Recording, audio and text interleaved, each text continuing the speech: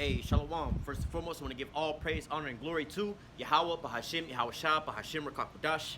Double honors to the apostles and the elders of Great Millstone that taught us his truth and that rule well. And salutation and much love for you, Akim, pushing his truth and sincerity over the four corners of the earth and enduring afflictions to feed and edify the elect.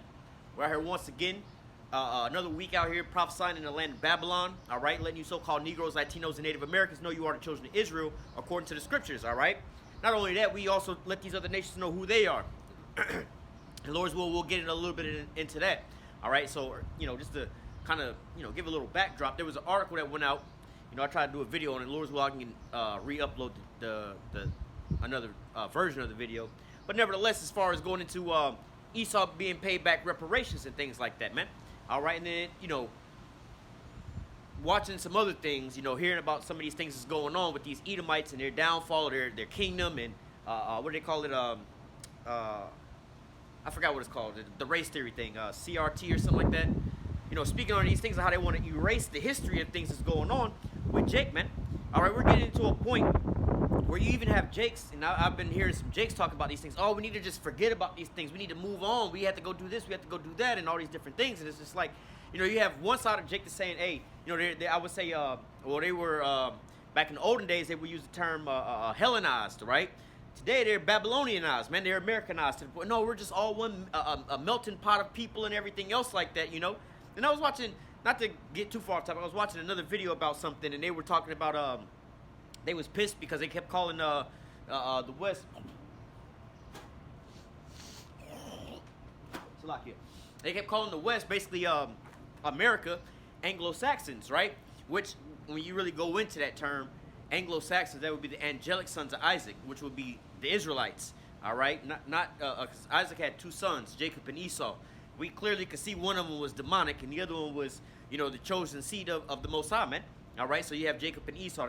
The real Anglo-Saxons, the angelic sons of Isaac, would have been Jacob, whose name was changed to Israel, right? But nevertheless, they were being called out about these things. But in that article, they said that, hey, there's a difference between calling, because they say Europe and then the Anglo-Saxons, speaking of America. They were saying, hey, you can't call us that because we're a melting pot of people. There's so much diversity. There's no this and there's no that, so-called backgrounds. But in reality, they've created their own, culture and things, right? They've got everybody believing these things. So you have, half the damn Jakes. Now, we speaking about 2/3, right? 2/3 of Israel, right? Half of them want to be so-called Babylonianized. Oh, we're all just a mixing, melting pot of everybody else. We're just Americans. We're not black. We're not this. We're not that. Speaking of, not saying that we're not black. We're Israelites, but they're more or less saying we're not black. We're just all Americans and everything else like that, man. Let's forget about the past, right? Then you have another group of them that say, nah, man, hell no. We're black only, or what they call it, ADOS, American Descendants of Slavery. All right, it's just all black folks and everything else like that, and we want our reparations, man. And these are the two factions that's got the loudest voices that's being spoken about, right? But then when we come up and we bring up some of these topics, people will look at us a little sideways about things. It's like, wait a minute. So you telling us that y'all want them to sit there and pay y'all all this here money, right? And what you don't really understand who you're really dealing with, because they can give you the money, but you can see what they do to it. They just devalue it, or, hey, we'll give you this here money, but we about to shut down. You ever seen a business do stuff like that, man? Or going out of business, sell you here, you can have this and that, but for instance, if you into these types of things, right? Video game stores, right? The old, you can buy used games like GameStop, for instance, right? You go inside of there now. Granted, there was a point in time where they had PlayStation 1 games in there, right? Nintendo 64 games in there. They still might have them, but what do you think the price of them damn games are, man? All right, like, hey, shit, we might give you $1 for the game and sell it for $3. Right? Like, you can go and rack up on as many games. If the object is to buy up games and hoard games to say, I got the most amount of games. Like, yeah, you got the most amount of games, but nigga, you can't play this shit nowhere, man. Or give you a different example.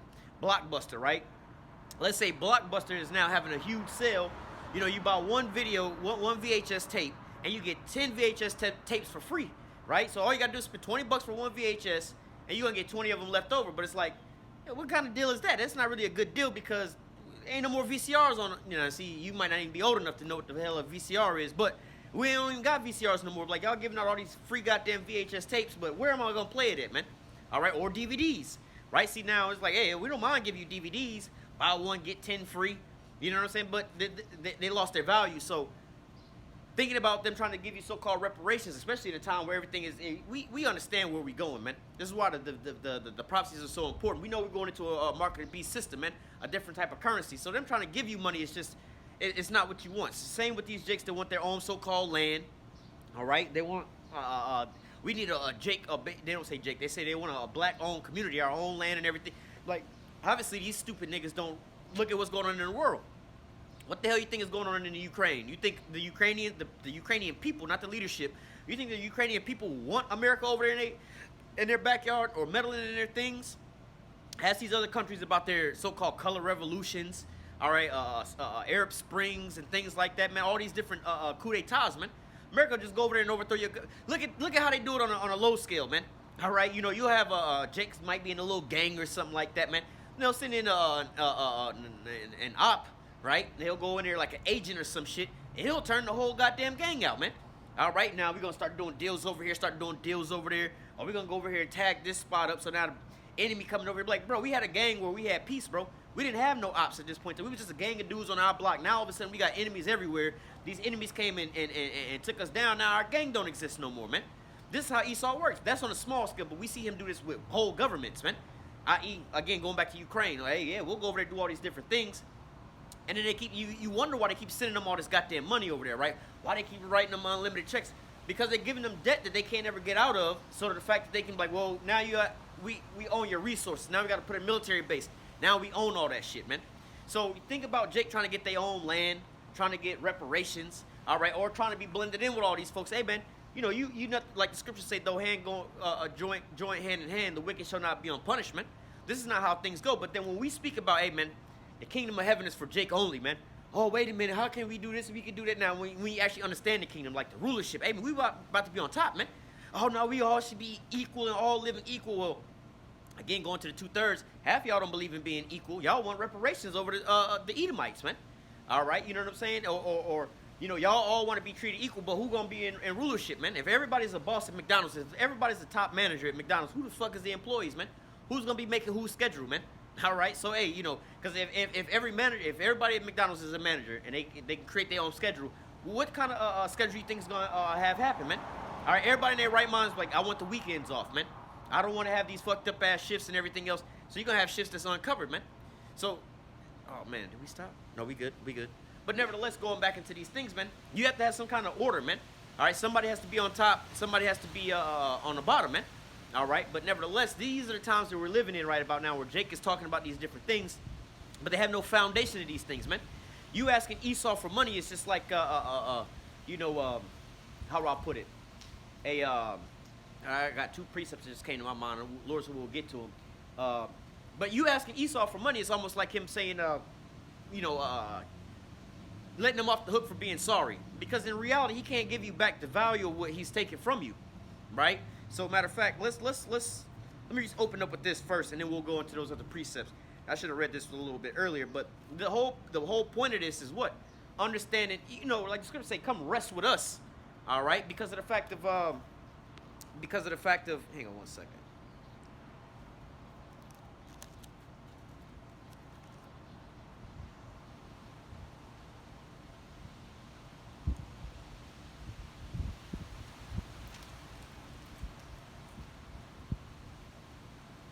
Hang on one second.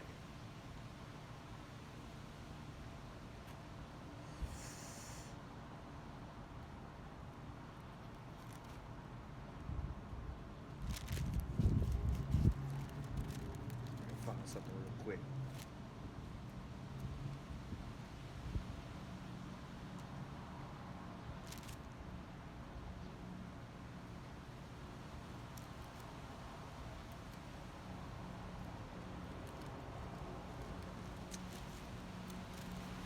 One second.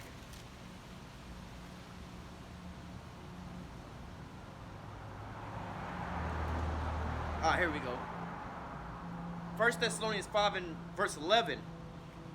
Matter of fact.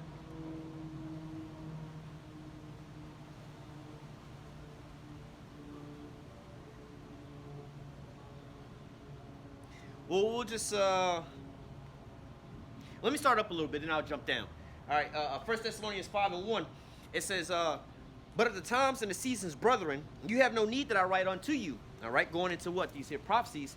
All right, we're able to watch and measure these times, right? It says, for yourselves know perfectly that the day of the Lord so cometh as a thief in the night. But again, measure the times diligently in itself. Hey, we can, again, I'm going to go, Lord's will grab these other precepts that go along with this. But we can see how, I don't know if I want to grab that now or later. Lord's, we'll just go back to it. But anyway, we can see how certain things are starting to shape up, and we can see where we at based off of these things, man. And if you really, really understand prophecy, you understand, oh, this is going to happen. That's going to happen. It's going to seem like, now, see, what people don't have to, you have to put into an understanding, right? I would say let's take the spiritual aspect out of it, but you really can't. But trying to explain it to these worldly people, man. All right, let's put it this way. Like, man, all this wicked stuff that's been going on with these governments and the things that these people are doing, the pedo rings and all these different things. Now, all of a sudden, because you have some people that's a little outraged about these things, you think that they're going to put these things back in the closet. Speaking of the closet, those people that's so-called out, the community now that's parading around in your elementary school kids' auditoriums, you know, dressing up and putting all this makeup on and everything, twerking on your little boy and your little girl. You think that we're at a point in time now where a little bit of outraged parents will say something and then all of a sudden all this goes back into Pandora's box? Do you think that the government will just, you know what, we taxing the hell out of these people. Let's cut taxes. Let's literally cut taxes. Like, if we tax you up to 50-something, 60%, let's drop taxes down to 5%. You think that that's really going to happen? You think with inflation and profits going up, think of any company. If you know about how any company works, right? The whole sole purpose of any business, especially a public business, a public business, one that's so-called traded, right? With not to say even traded, but who has shareholders, right? If you have shareholders in your business, the whole point of that business is to do what? Make profits for the shareholders. It's not to please the customers and give a good product and all these other things and everything else like that. So, you know, if you're a smaller business, not to say in size, but just on a smaller scale, right? Hey, you're in business to so-called please the customer, right? First and foremost, and then the how you say the side effect or the thing that comes out of that is you get paid, man.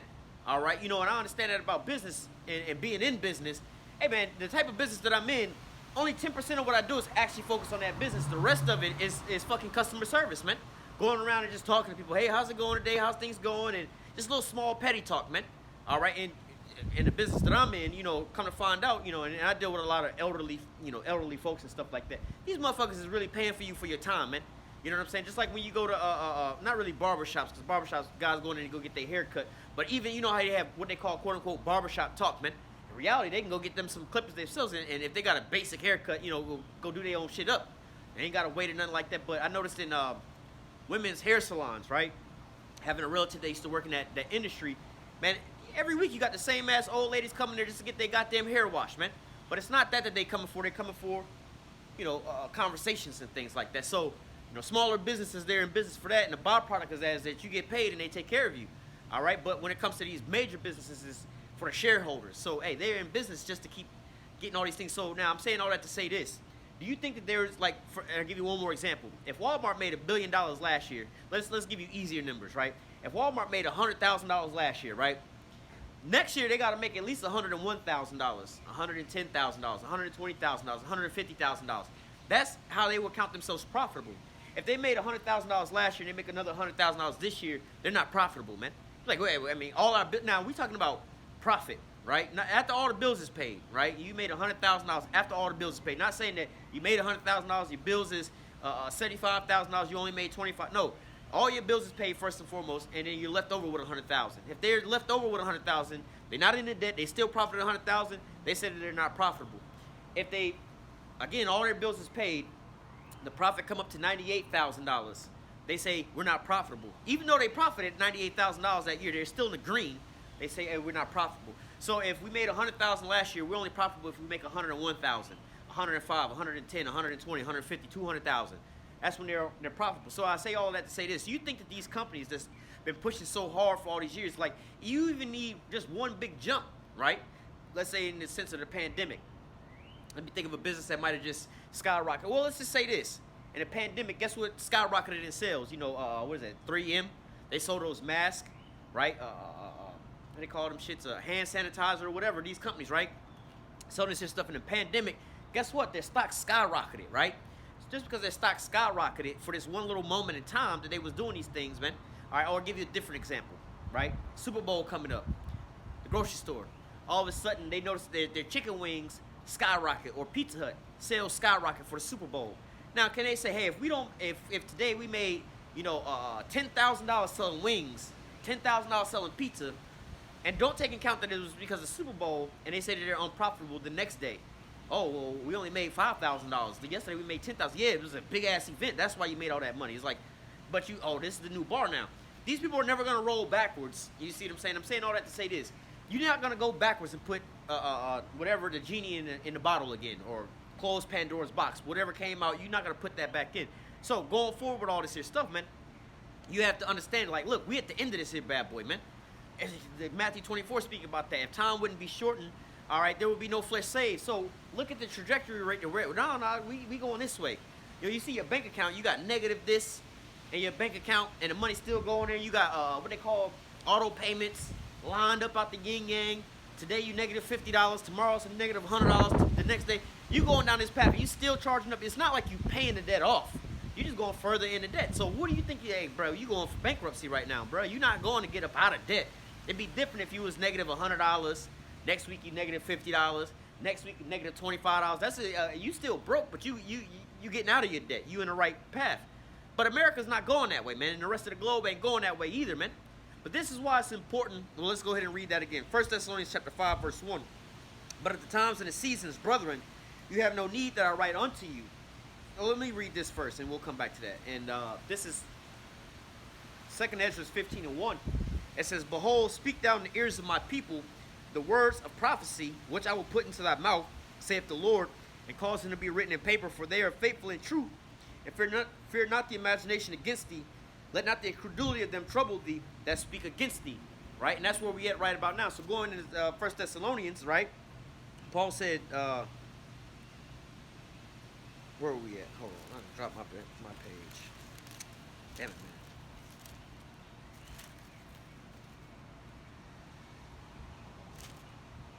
1 Thessalonians chapter 5 and verse 1 says, But of the times and the seasons, brethren, you have no need that I write unto you. Because of why? All right, we understand that the prophecies are taking place. We're watching. We're like the scripture called watchmen on the watchtower, man. You know what time it is, man. The guys on the watchtower, they see the troops coming. Hey, bro, it's not time to go to sleep. It's time to gird yourself, man. These niggas is finna come over through the wall right about now, man. You over here talking about going to sleep. This ain't the time to go to sleep right now, bro. We see what's going on, what's popping off, man.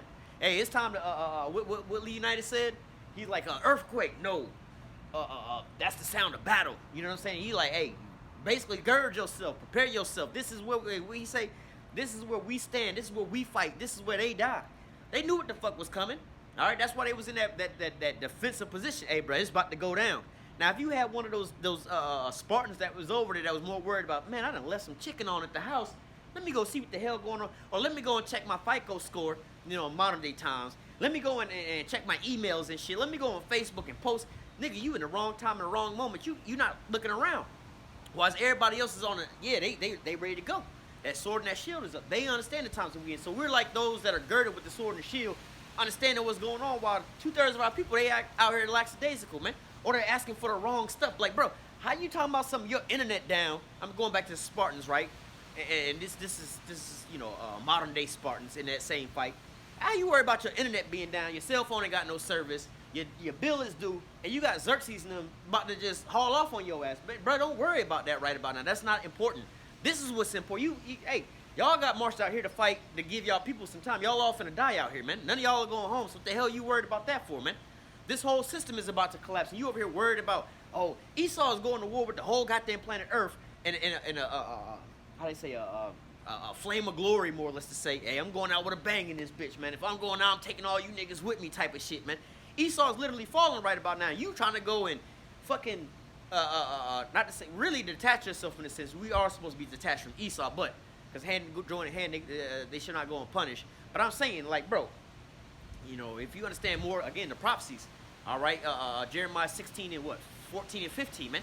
Hey, the Lord's gonna gather them from the north country and from the four corners of the earth where He scattered them. So where you want to be at, man? Where are you gonna be at? Looking at these here prophecies, okay? You see Esau going down, and you over here trying to build up based off of his shit. Like, bro, all right, going back to the Blockbuster thing, you see DVDs is coming out, right? You see all this here, you got VHSs, right? You see DVDs is coming out, or even streaming in the little apps. But you about to produce a movie, and you about to spend so many hundreds of thousands, if not millions of dollars to create all these VHS tapes. I'm like, bruh, you not reading what they say, reading a room? Don't nobody got VCRs no more. This is the greatest movie in the whole world, but what good is that shit gonna do you if can't nobody watch it, bruh? The VCRs is gone, bruh. They getting the last VCR out. In fact, they getting rid of the DVD players, man. How the hell you trying to release a movie on VHS and they getting rid of DVD players right about now, man? Everybody got streaming and apps and everything else like that. So that's the same understanding what we have going on right now with Jake, man. All right? Looking for a payout, reparations to Esau when the economy is collapsing, man. Looking to go build your own goddamn community and land when Esau going to war with every goddamn body for resources, man. All right? He got established nations that's been around for a long ass time. He over there putting their ass in subjection, man. And you think you finna go out here and be sovereign? The main people that he wants under his control, the main people that he rules with up under him, man. Because let's not get it twisted. Esau got all the shit that he got now because he got Jake going back to Egypt, man. All right, Joseph. How the hell did Egypt survive the famine?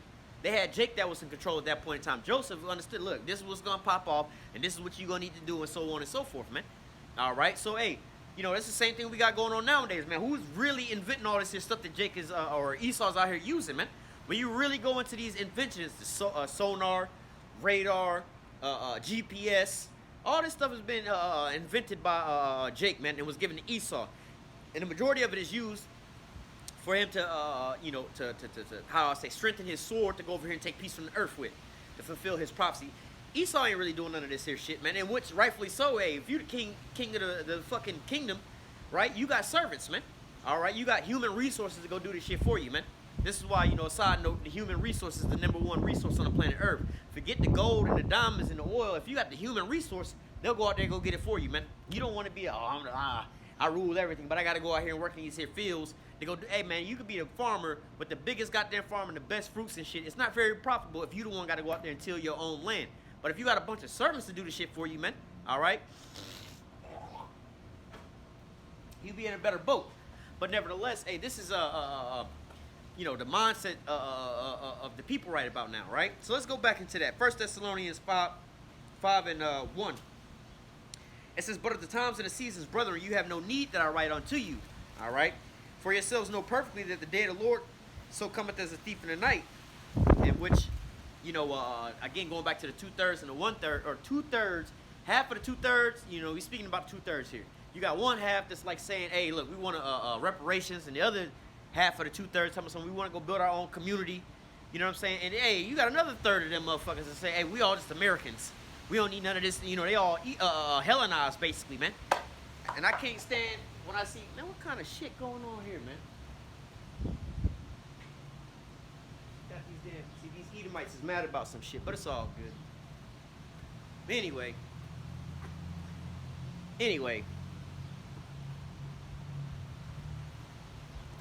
Let that be a curse to them niggas, man. But anyway, going back into this here scenario, man. You have damn, it made me lose my train of thought. Oh, you got these Jakes that's got their mindsets on these things, man. But for Jake to send the truth, there's no need to write unto them about what's coming up, how we're gonna get back, how this is gonna happen, how that's gonna happen. And that's all. Well, let's finish reading on down because what was that, verse 11? Let me keep reading a couple more verses. And the point I want to grab is verse 11.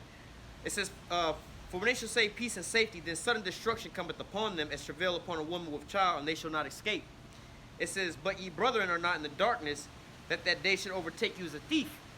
Again, going into, you know, Jake that's in the truth, the watchmen, the prophets, they understand what's going on, man.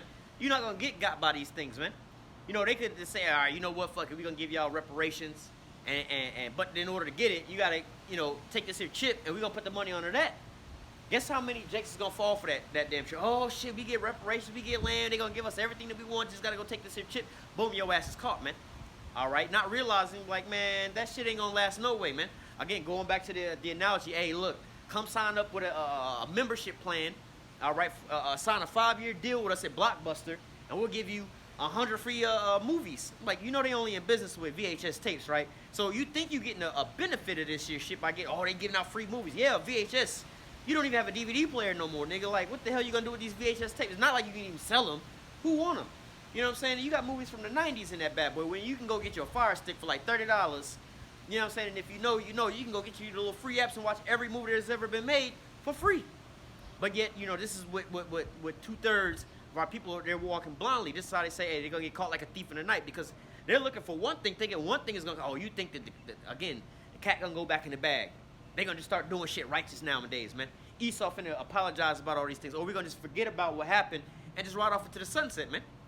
All right? This is the mindsets of the people, of our people when dealing with these things, because they have no vision. They have no sight. They have no understanding of where we're going, man. All right? Hey, there's no vision. There's no way. All right? Jake don't know where the hell we going. They just, hey, I'm just trying to survive. I'm trying to get by. I'm trying to do this and I'm trying to do that. But in reality, hey, man, they have no idea what's going on. All right? Let's jump down to, let's keep reading. Verse 4. But ye brethren are not in darkness, that the day should overtake you as a thief. And again, that's part of having that vision, that sight. All right? Because we're not getting overtaken. Oh, they paying out reparations. Let us go move to California so we can go get us a reparation check. Let us go do X, Y, and Z so we can go get this here type of check and everything else like that, man. We the PPP loans, man. Jake, granted, if you was able to benefit off of that, hey, that's on you. But you had 2/3 of Jake that was just running, hey, but let me go get an LLC and line this up and that, blah, blah, blah, blah, blah, just to go get some money. Now your ass locked up in jail, and they trying to figure out how the hell we keep getting caught like this, man. Because you walk into the same damn trap. The scripture tell you what?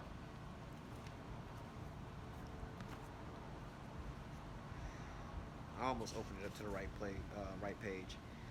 All right, this is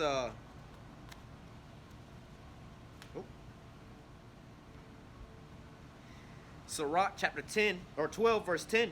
It says, never trust thy enemy, for like iron rusteth, so is his wickedness. All right, so hey, you never trust in your enemy, man. Don't put your no matter what the deal sound like, man.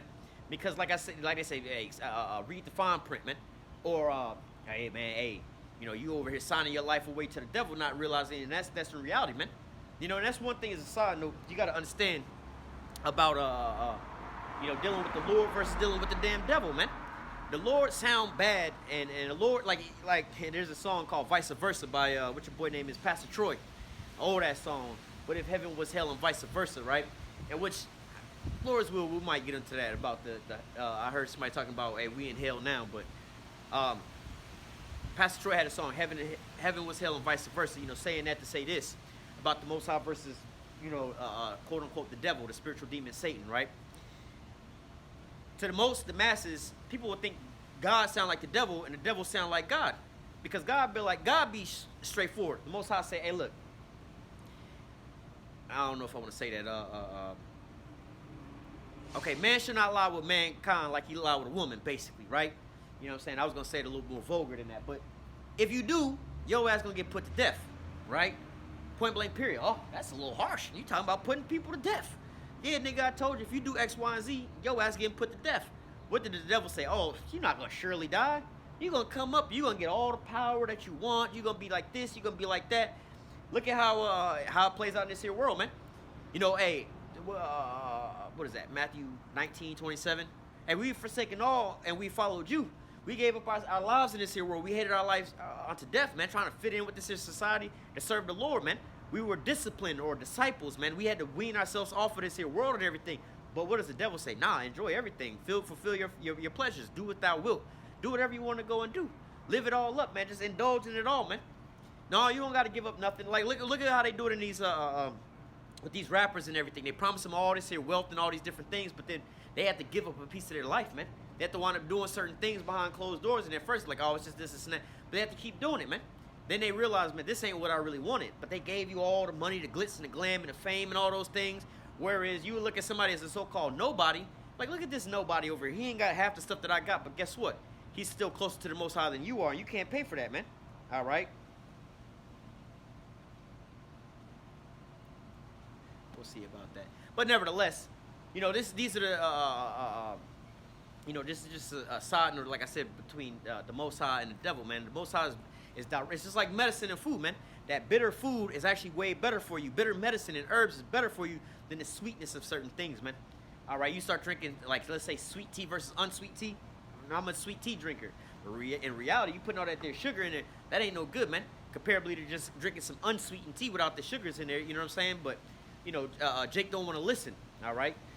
But, hey, This is how things go. But we're not in the darkness that these things would overtake us. We know what's really going on, man. You can't just so-called sell us no BS out here, man. All right? 2/3 of our people out here being led astray because why? They're trusting into the enemy, man. They're being led astray. This is why scripture, let's go back to that. 1 Thessalonians 5:4. But ye brethren are not in darkness, that the day should overtake thee as a thief. All right? Because why? We're not trusting our enemies. All right? But 2/3 of our people, they keep going into trusting the enemy, and they walk right into the trap, try to figure out what the hell going on. Verse 5, you're all the children of light and the children of the day.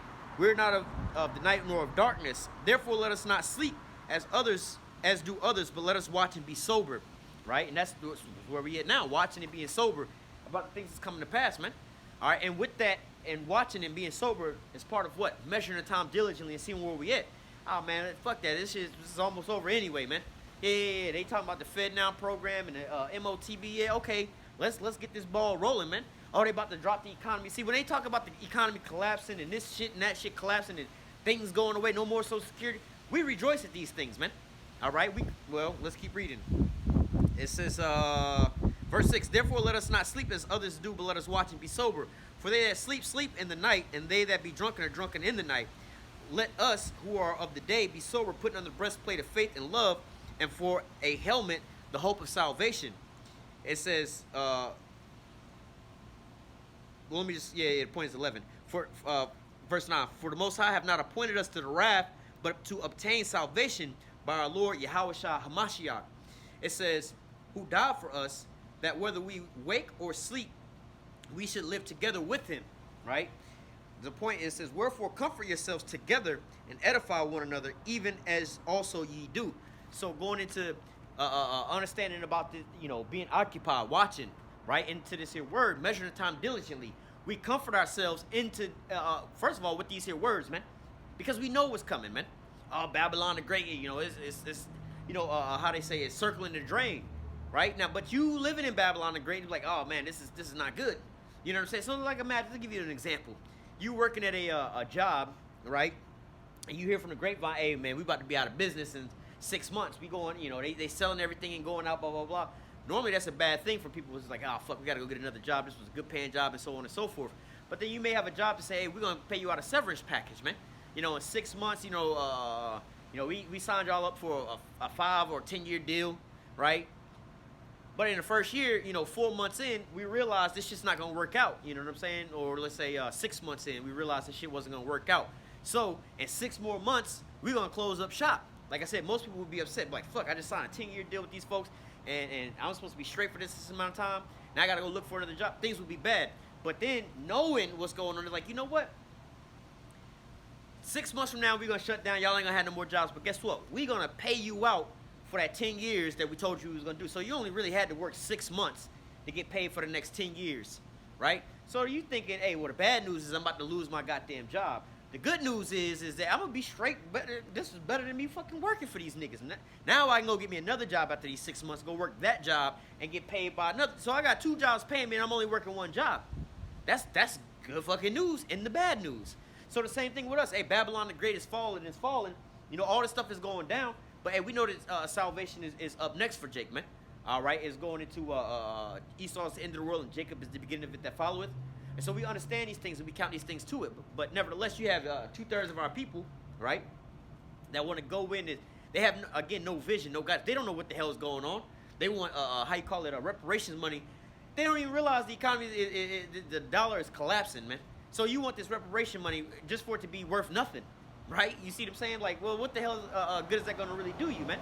You want your own land that's about to be taken over by Esau anyway. What good is that going to do you? All right, but yet and still, hey, they don't understand what's really going on. They trying to get you into these smart, sustainable cities, 15-minute cities and things. You think you about to go build your own land, go live on your own stuff. Bro, on what infrastructure, man? You got to go to your enemy for the one of all things, thus saith the scriptures. So for you to bring water in, for you to bring electricity in, energy in, you got to go to Esau for all them things. So what the hell you really think that you out here doing, man? This is how you get caught like a thief in the night, man. All right, because you don't really understand the full vision of what's going on, which leads our people to lead our people astray, man. Lead them down a path of wanting things that's never going to come. All right. Oh, let me read this again. Verse 11, it says, wherefore comfort yourselves together and edify one another, even also as you do. So, hey, we're comforted in these words by knowing the end. So like the example I gave you, somebody got that job, they got a 10-year deal, right? But then after 6 months, they talking about somebody about to get fired, and we're gonna have to let y'all go. Most people would be upset, all right, not knowing what the end game is gonna be. But then you talk to some people like, well, how the fuck you sign this deal with these people, and after 6 months they say they're gonna close down, and you ain't got no job? Don't you got bills? Don't you got this? Don't you got that? That's a word motherfucker that ain't watching. They don't understand what's really going on. You don't know the fine print, bruh. I'm gonna be straight, bruh. They finna let us go, man. Yeah, I'm about to be without a job, but I'm still finna get paid like I got a job. So I'm actually in a better boat than you. You may have a job, but you gotta go to work for your money, man. I don't have to go to work no more for my money. My money just coming in because I got this contract, this covenant that was signed with me. So yeah, the job that I'm at is gone. Babylon the Great is about to be falling. It's about to be, all this is about to go away. We about to inherit the kingdom of heaven. We ain't even got to work for our riches no more, man. All right, but yet, see, Jake don't understand these things, man. They want to go with that low-hanging fruit, that distraction. Oh, here goes some reparations. Y'all just shut the fuck up and go along with the plan. You know what I'm saying? Oh, but that don't stop these people from being wicked. Then you hear about what these people was doing to children, what they was doing to the polluting the air, the water, and everything else. But these niggas gonna pay you off, and they all of a sudden saints again. You see, this is how people get caught up into these things day after day after day after day, man. Trusting into your enemies, man. This is what they don't have the sure word of the Most High to comfort them, to keep them stable with these things. The scriptures say wisdom and knowledge should be the stability of that time. This goes hand in hand with that, man. Comforting yourself with these here words because, hey, we know what's coming down the pipeline, man.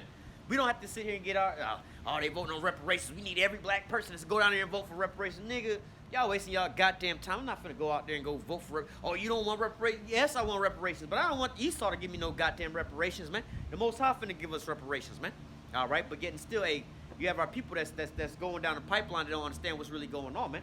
And then, the flip side, you got half our people that don't want to really even know about the history of the things that's going on. Why y'all keep talking about that? Why don't y'all just let that stuff go? We all Americans now. We all this and that. Hey, man, you had the worst things done unto you. In fact, let's go ahead and grab that now. All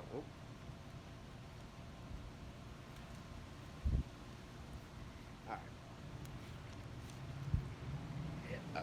This is Daniel chapter 9. Daniel 9 and 12. It says, and he have, matter of fact, well, let me just read this. Daniel chapter 9 and verse 12. See, this is going into knowing your enemy, man. Never trusting your enemy, man. All right, understanding the history of the things that didn't happen unto you, man. Because if you understand, like they say, hey, history repeat itself, man. Hey, man, last time I was over there fucking with that snake, the snake bit me. Do I forget that the snake bit me and left me half paralyzed, almost dying or whatever the fuck was going to happen because it's venomous and everything? Or, let's just forget about the past and what happened. I didn't die, so I'm still here, so let's just forget about that, man. I can't just treat every time I see a rattlesnake like that the same way because this one rattlesnake bit me. Nah, man. Hey, this is what it is, man. Hey, you never trust thy enemy. What's your boy Muhammad Ali had a good saying one time, right? He said, he was on one of these TV shows. He said, speaking about Jacob and Esau being the issue with him, he said, look, I know that all white people ain't evil. I know all white people don't want to do me harm. And then he gave this example. He said, hey, if I know that there's a room and there's 10,000 snakes in that room, right? Or let's say 11,000 snakes in the room, right? 11,000 venomous snakes in the room. But 1,000 of them snakes, right, out of the 11,000, they're venomous snakes, right? 1,000 of them snakes, they not venomous, right? But they kind of look the same, right? Now, do you still go into that room knowing that 1,000 of them snakes ain't going to do you no harm? It's not all of them is wicked. Not all of them is evil. Not all of them want to do harm to you. It's 1,000 of them in there that's good. But 10,000 of them in there is venomous. They could be harmful unto you. Now, granted, out of those 10,000 that's harmful that could do some damage unto you, they're not going to all bite you or nothing like that. But all you need is for one of them to do harm unto you. Now, what do? You go in there and you try your chances to try to find out the 10,000 from the 1,000. And out of the 10,000, how many? You don't know how many of those is going to actually be a threat unto you. I mean, any of them is a threat unto you, but you don't know which one of them is going to strike you or which one is not going to strike you. So, do you go in there with that room with the snakes just because there's 1,000 of them that's straight? Or do you just be like, nah, I'm not fucking with none of that because it's a danger anyway, man? All right, and this is what it is going, dealing with Esau. Oh, but they not all like this. They ain't all like, nah, but this is who these people are to their core, man. They're still a venomous snake, man. And at any point in time, if you decide he just want to get up and bite your ass because you aggravating him, like, look, bro, you caused it. You know what I'm saying? Hey, it is what it is. You know what I'm saying? But this is where we at, right? You even see these animals, these big cats in the zoo and everything else like that. And people, oh, they're friendly to this and that. Like, nigga, it's still a lion. This nigga can still, hey, at any point in time, fuck around and fuck with that damn lion's baby and see what happens. You could have fed that lion from youth all the way up. You start fucking with that lion's babies and see what happened. Your ass is now on the menu for the lion, right? Things could just pop off. But yet and still, hey, dealing with, trusting our enemies, right? This is what happens when you go over there and you start, well, they ain't all like this, they ain't all like that, man. It's the seed that's inside of them, that spirit that's inside of them, man. They're Edomites. They're the arch enemy of the Lord, man. All right, I see them all the time sometimes where they just be they're all nice with this, they're all nice with that, but then every once in a while when you think that, these are some pretty decent Edomites, they'll make a statement about Jake, not towards you directly, but an offhanded statement about Jake, or offhanded statement. Well, I don't think that what we're doing over there is bad anyway. We gotta support our troops. Like, you know what the fuck your troops is doing over the whole earth, man? Taking peace from the earth, man. Killing with the sword, man. This is what your troops is doing. You talking about supporting that shit, man? Y'all, how they say, y'all radicalized extremists out here, man. All right, but yet still, these are the Edomites that we talking about, man. All right, and they give you all kind of different, man. I ain't even gonna get into that community shit, but nevertheless, let's read this in Daniel, chapter 9, verse 12. It says, "And he hath confirmed his words which he spake against us, and against our judges that judged us, by bringing upon us." Matter of fact, let me go back to what we were reading in Thessalonians, because there's something I want to read in there. 2 Thessalonians 2 and verse 3. It says, "Let no man deceive you by any means, for that day shall not come except there come a falling away first, and that man of sin be revealed, the son of perdition." Point I wanted to grab was that falling away first, right? We had to fall away from who we were. All right, we was, like the scripture say, we was going to discontinue from our heritage, right? So going into this discontinuation of our heritage and things like that, man. All right, you have Jake that'll wake up into hang on.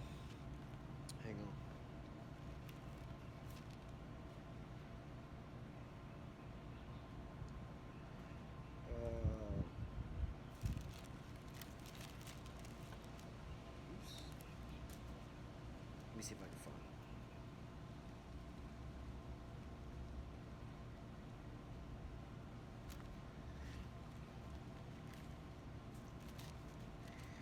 Okay.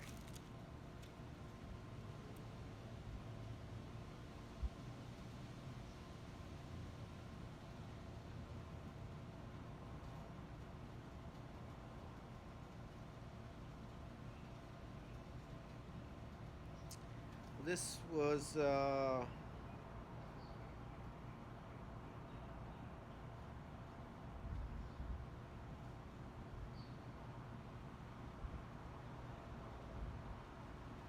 guess I could read that too, but there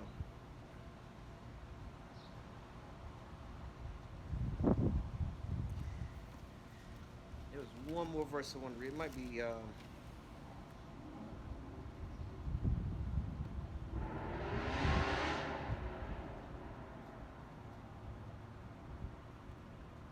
we're not gonna read the whole chapter, but chapter was pretty good to read. But anyway, let's just read yeah,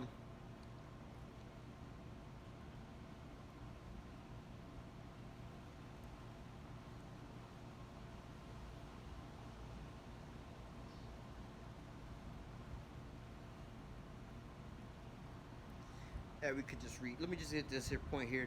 This is Jeremiah.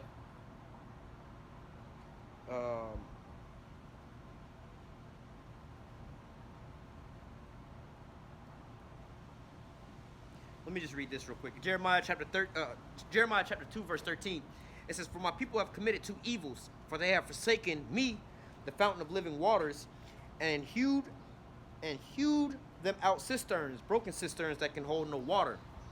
That's going into the falling away. All right, they started serving these false idols, but then, like the scriptures say, they went from mountain to hill. All right, they just started deteriorating, man. They don't know who they are. All right, that falling away first happened. What's it called? There's another precept that goes into that. Discontinue from their heritage, right? It says, is Israel a servant? Is he a homeborn slave? Why is he spoiled? All right, you have to ask yourself, how do we get into these situations, right? So let's go over to back to Daniel. We could read this in Deuteronomy, but well, let me read it in Deuteronomy first, and then go back to Daniel. This is Deuteronomy chapter. One more page. Deuteronomy 28 and verse 14. Wait. 15. Deuteronomy 28 and 15. It says, "But it shall But it shall come to pass, if thou wilt not hearken unto the voice of Yahweh thy power, to observe, to do all his commandments and his statutes which I command thee this day, then all these curses shall come upon thee and overtake thee. Right? Now you can read that the rest of the chapter to find out about all those curses. Right? Going to Daniel chapter 9 and 12, it says, and he hath confirmed his words, and he has confirmed his words which he spake against us, and our judges that judged us, by bringing upon us a great evil. For under the whole heaven have not been done as have been done unto Jerusalem. All right, and so going into this, this great evil that did happen, all right, to you so-called Negroes, Latinos, and Native Americans, man. All right, the worst of the worst things that didn't happen on the face of the earth happened unto you. All right, by way of what? All right, by way of the Edomites, man. All right, the Edomites are the ones, the great evil. Hey, the curses was gonna fall upon you, but not only the curses.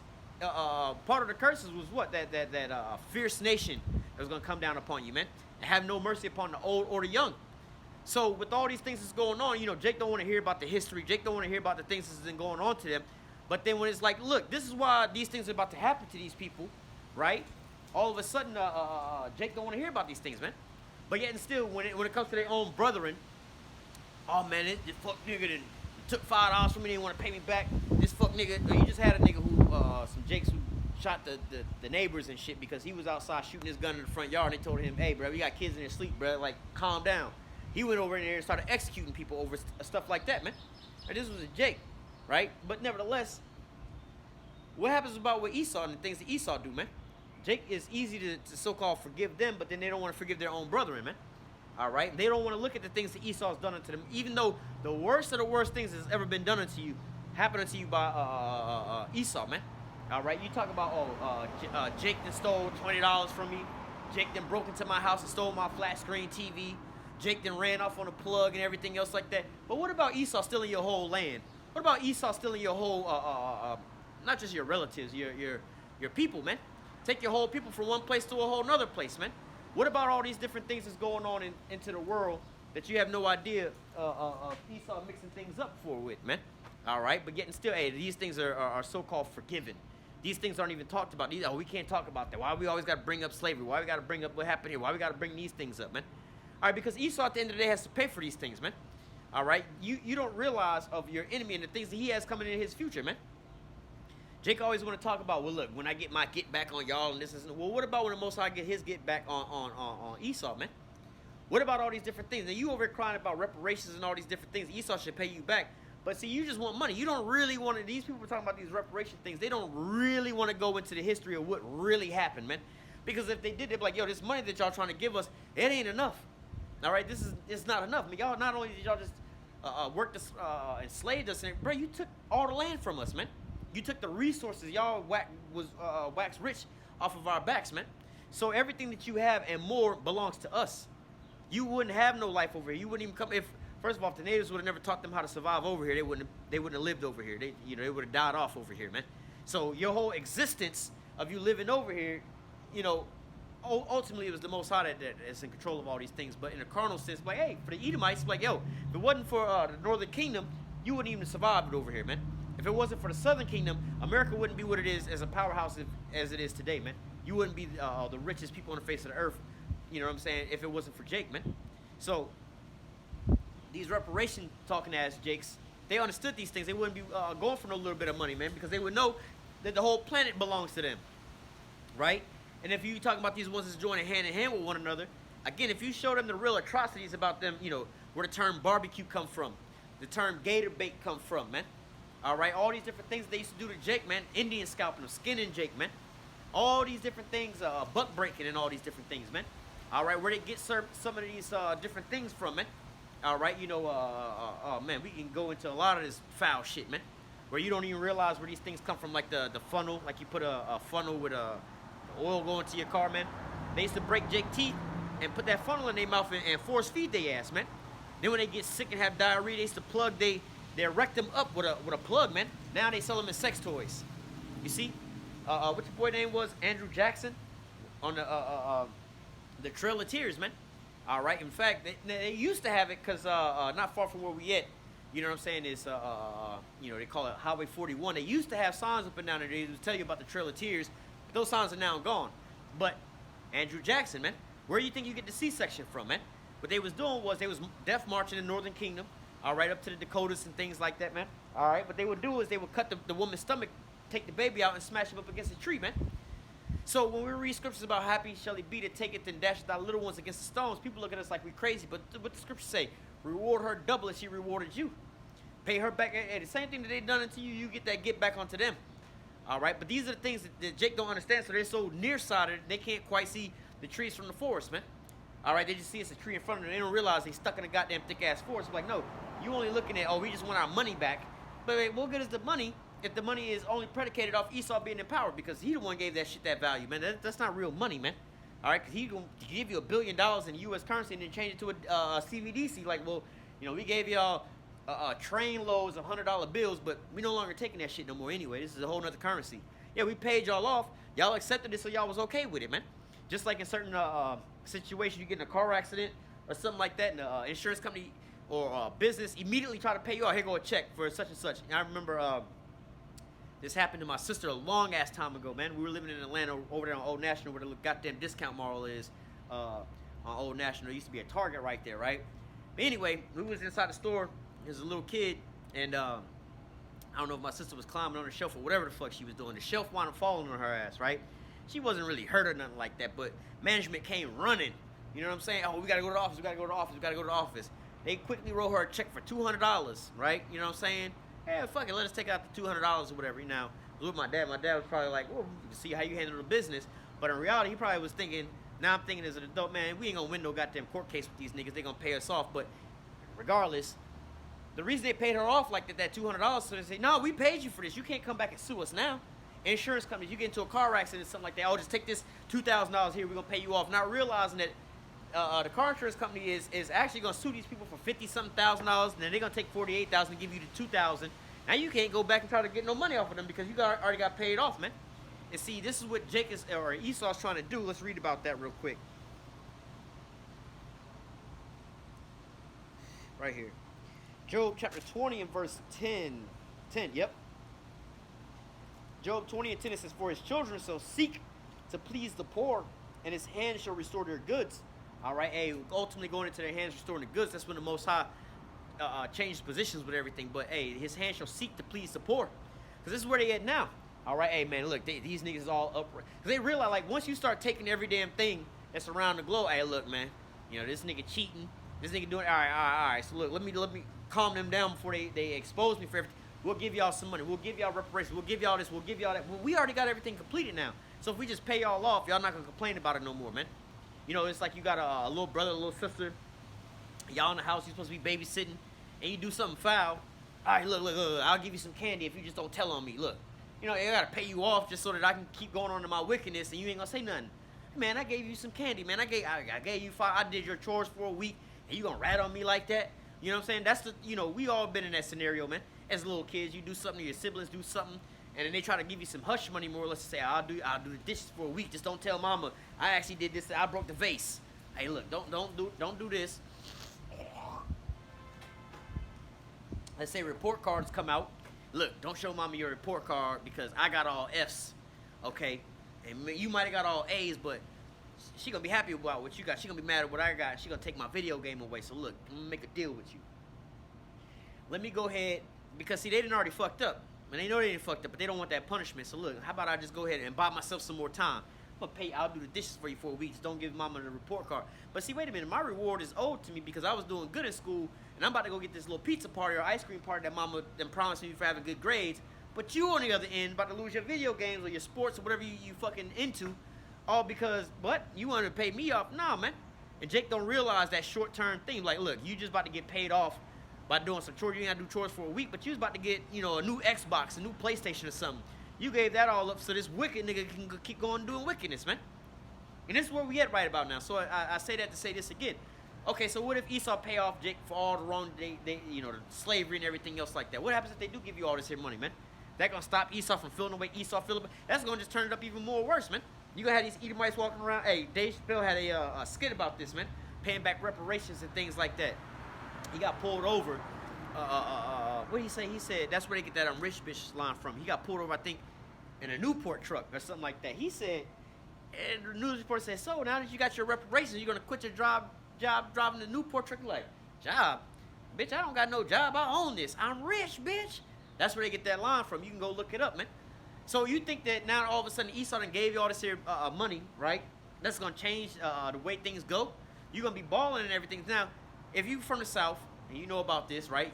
Certain places here in the South, you could be driving a nice car. Not no Lamborghini or nothing like that. I'm talking about just a nice car, a decent car. Lexus, Beamer, or something like that, right? Maybe not even the newest, it may not be a brand new car. Maybe a couple years old, but you driving something decent, right? Esau will get behind your ass, pull you over, just be searching your car, all because he know that, hey, man, I drive a Toyota Camry, and this nigga got a Lexus. How the fuck he got a Lexus? How the fuck he doing this, and I'm doing whoop-de-whoop? They get all mad and upset about these things, man. All right, hey, you can even see this with Edomites on Edomites, man. I seen a video about this the other day. It was two Edomites, the Edomite in the Lamborghini and another Edomite cop. The Edomite cop is over here chewing his ass out. Yeah, only assholes will buy a car like this. Is an asshole car, and this and that. And the other Edomite was like, why does it got to be an asshole car? Well, you don't really see these cars that often, and the people that normally have them are normally assholes to everybody else. Why can't, like, bro, in reality, you mad that this guy probably got some kind of little bullshit-ass job. Maybe he sold one thing or whatever. Maybe, you know, like you see some of these women nowadays doing OnlyFans, but you got to go put your life on the line for Esau, being a police officer making like $50,000 a year. Meanwhile, this guy's driving a $200,000, $300,000, $400,000 car, and you mad at him about the shit. And these are Edomites on Edomites. Now imagine if it was Jake. Oh, these niggas are taking over everything. Look at the Black Wall Street. If you really understand what was going on in the Black Wall Street over in Tulsa, Oklahoma, it was way more than just that one, but that's the one most people know about. What happened there was, hey, Jake was thriving. Jake was doing good. They had all these businesses, a bunch of millionaires and everything. Esau was living on the outskirts. Just like how you have it nowadays where you have, well, it's still the same way now, where you have Jake living in the inner city and Esau living in the suburbs. But back then, you had the same thing. But, you know, living in the suburbs was kind of the out thing to do. You had to go to town. It cost you more money. But Jake was living in the city, and Esau was living in the outskirts. And they was looking around and like, how the fuck these niggas, all these niggas is balling? This is like, imagine today, if Esau was living in the hoods, right, in these apartment buildings and everything else like that, and then they go out to the suburbs, the gated communities, and see all the nice green grass and all this shit up in these people's neighborhoods and everything. They be like, damn, look at these niggas, man. Look how these niggas live. I be feeling like that because I work in areas like that. I'm like, damn. These niggas got a what they call those natural preserve parks in their subdivision, inside a gated community. Like, god damn, they can go walk on a nature trail inside they gated community. You know what I'm saying? Like, what the fuck? Hey, this shit is nice as hell, man. They got a fucking water park in here, man. Not a pool, they got a water park, man. Jake might have a pool at their apartment complex, but that shit is always down, man. All right, but hey, dealing with Esau or vice versa, when Esau see these things, man, they be upset about everything else that's going on. What the fuck the police on bikes for? But anyway, it's just funny speaking about these niggas right now, right? Police just roll by on a bike. That might have been Jake anyway, but I don't know. But anyway, they'll see certain things like, man, I'm out here working all hard, sweating, and this here person is doing X, Y, and Z. We got to go over there and harass them. So like I said, go back to Black Wall Street. You had these poor Edomites that was living outside looking at these rich Jakes that are like, yo, we got this, we got that. These niggas, how these niggas is balling and everything else like that. Now they upset. Well, who was that? Frank Lucas, right? In the movie, the Frank Lucas movie, right? You see them, he's sitting front row with the chinchilla on, and then they was like, who is this nigga sitting up for? How is this nigga in front of me at the fight? Who the fuck is this nigga, man? And they said that was his downfall and everything else like that, man. Big Meech and them in Atlanta. So now, a little side story. I was living back in Atlanta around this time, right before they got arrested and shit, right? I used to work downtown Atlanta. It was this restaurant. I'm not gonna give you the name of the restaurant, but I used to work downtown Atlanta on Peachtree Street, right there in Atlanta, right there. If you from Atlanta downtown, right in the middle of where the Miramar buildings is at, right? So anyway, right there, you know where the West End, all that shit's right there, right? Anyway, that was it's still a major block right there. You want to go stunt, you go right up and down Peachtree, Spring Street, Baker Street, all that right there, right? On the weekends, and like I said, I used to work right there, so I'm right there in the doorway where I work at, and I can see the street right there. On the weekends, what you would see coming up and down the block, you would see over $1 million worth of cars going up and down the block. Lamborghinis and Ferraris and shit. BMF riding up and down the goddamn street, back and forth, back and forth, back and forth. This was during the daytime before they went and shut down the clubs like they would do at nighttime. And you come up the block and see a whole lot of their cars right there, right? Now, they used to also have, it was 3 billboards. One of them said like BMF, the world is ours or something like that. And BMF something else, right? The police used to be mad. I used to be tripping. I'd be like, how the fuck? Because I, got relatives that's there and, intertwined with some of these people. So you be around these people and you know what the fuck they doing. Yeah, like if you was there at that point in time, everybody knew somebody that was in BMF. Everybody like, because in Atlanta, everybody somewhat worked together to be hustling. You know somebody that can get some shit. So anyway, long story short, seeing all this here shit going on up and down the block, and I'm like, how the fuck are these people having billboards on the interstate? How the fuck they up and down Peachtree with these $1 million cars? Like, you know what I'm saying? Or millions of dollars worth of cars up and down Peachtree every weekend, bro. And they know what the hell that they do. They just going up and down, up and down, up and down, up and down, up and down the block. Police is right there. They know what the hell's going on. But then now there was a documentary they said where one of the police that was after them, they told you, like, I felt some type of way. Every day I had to go to work. The guys that we was investigating, trying to look over, I had to pass this fucking billboard talking about this here shit. Now, granted, they make $50,000 a year. Let's just say they make $100,000 a year, right? Which they don't. They $50,000 a year. And you hear about these same dudes you trying to chase, they over here throwing $100,000 a night in the strip club. Like, bro, like, they threw what I make in a whole year in one night, and they still doing this shit, bro. We got to get rid of these niggas. I go to work, and I work hard for my money, put my kids in college, and these niggas just out here, they going to feel some type of way. So how you feel like Jake or Esau finna give you anything, and they going to be feeling happy about it? So let's say they give you reparations. They give you this here money. Now, Jake is actually out here stunting. The majority of Jake's is buying land, coming up with businesses and things. Let's just say Jake do the right thing with it, and they go and develop them real businesses and things like that. Now, Jake's starting to take over the business sector. Walmart getting put out of business, Amazon getting put out of business because Jake came up with some new shit. What do you think Esau gonna be like? Well, we gotta sabotage this here business, man. We gotta get this here place. Now, if you actually know about business, you have these big businesses that do this, man. Why do you think there's only Coca-Cola and Pepsi, man? All right, you do have Dr. Pepper as well too, but you only got two and a half companies. I think there may be three because you got Pepsi, Coca-Cola, Dr. Pepper, which Dr. Pepper only have one soda. I think it's only Dr. Pepper and maybe one other soda that they have. But and I think that there's one other company. I don't know if it's like 7-Up. 7-Up may be Dr. Pepper. But anyway, you know that there's more people that create more sodas all the goddamn time. But what does Coca-Cola and Pepsi do? They buy them up. The bottled water companies, whenever they make bottled water, what do? They buy that up. So it's either one side or the other side. They do this to the mom and pops. Walmart, right? Walmart is nothing but it used to be a bunch of mom and pops businesses inside of Walmart, man.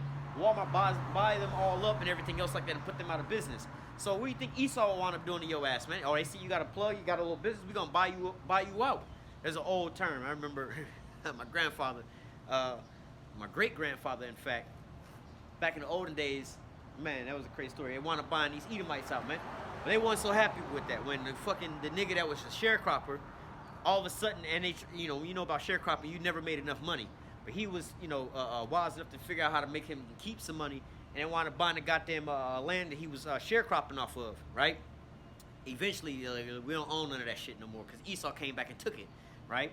But anyway, long story short, how you think Esau will feel nowadays if you just come up like that, man? They paid you all this, here go these niggas who we gave all this money to. They just started these businesses, now all their businesses is everywhere. We got to shut them down. We got to come up with regulations.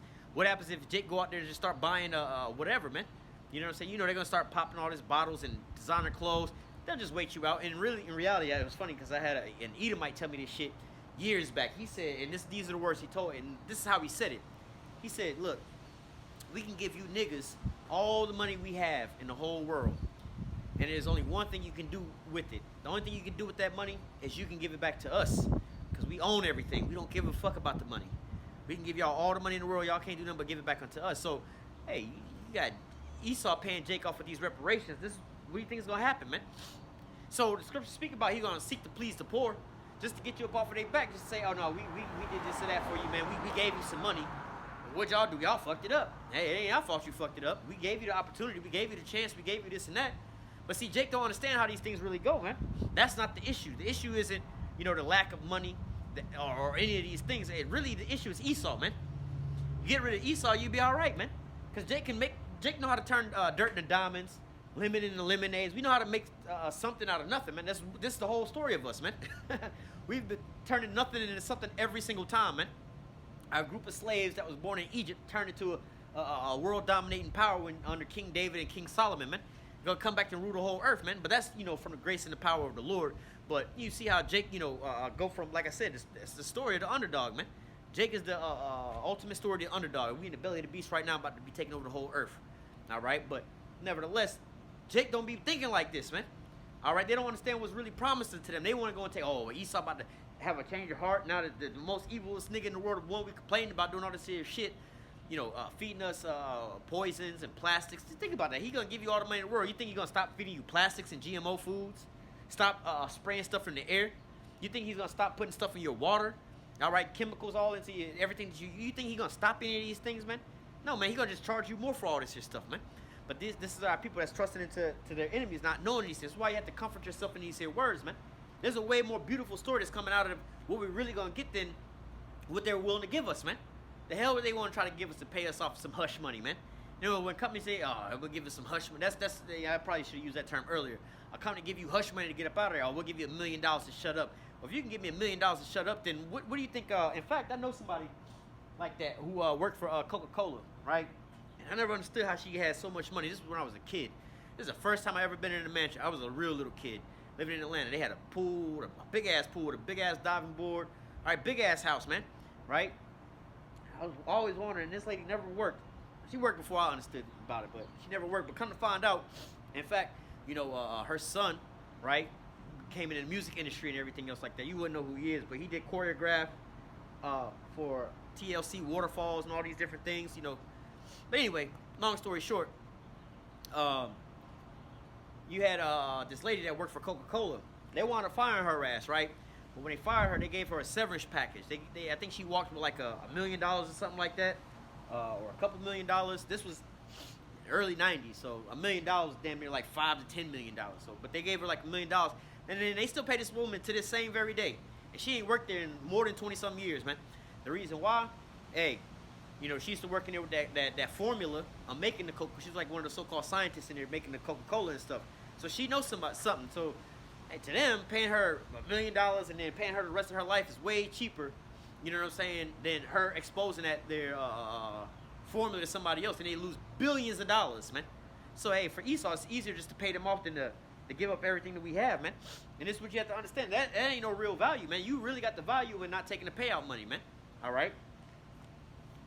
Let's go back to this Job chapter 20 and verse 10 again. It says, his children shall seek to please the poor, and his hands shall restore their goods. And going into the hands restoring the goods, that's when the Most High is going to translate all these things, man. All right, I'm not sure if we'll get into it now, but Isaiah 60 speak about that, man, the reparations that we're going to get, man. All right, Jake is out here worried about the wrong shit. All right, Jake is out here worried about, again, I keep using this example. Y'all trying to get a payoff from fucking Blockbuster for some VHS tapes, man. That currency is gone, bro. Like, what the hell you gonna do with all these VHS tapes, man? Oh, they giving this stuff away for free. What the fuck you gonna use it for, man? You know what I'm saying? Back in the older days, you might have thought about your Pokemon cards.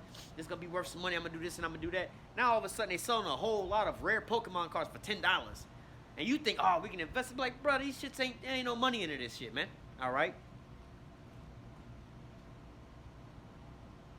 Like, if I'm over here selling, if I'm over here, quote unquote, getting rid of a lot of these cars for $10, what the fuck you think you finna get up off of these bad boys? Nothing, man. All right, but yet and still, again, like I said, Jake don't understand what's really popping off out here, man. They don't have a vision. So, hey, when you see them trying to seek to please the poor, why? Because he's guilty, man. He's done these different things, and he know if I can give him some so-called hush money, I can keep on going and doing what I'm doing, man. All right. Going back to verse 11.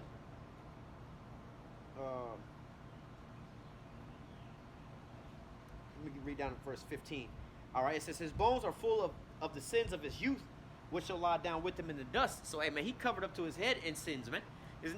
It's not just a little small sin that you got going on, bro. Like, bro, give you an example. It's not like you just forgot to signal, right? Or you just didn't stop at the red light.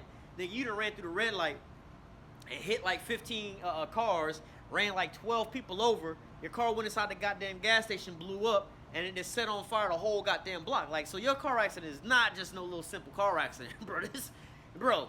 You done way too much. Like, we gotta get you up out of there, bro. This is not no. Can I just get a misdemeanor? Yeah, I forgot to signal, and yeah, I went through the red light and everything. Yeah, but it's way worse than that now, man. All right, so hey, you out. You how they say, you struck out with this one, man. All right, it says,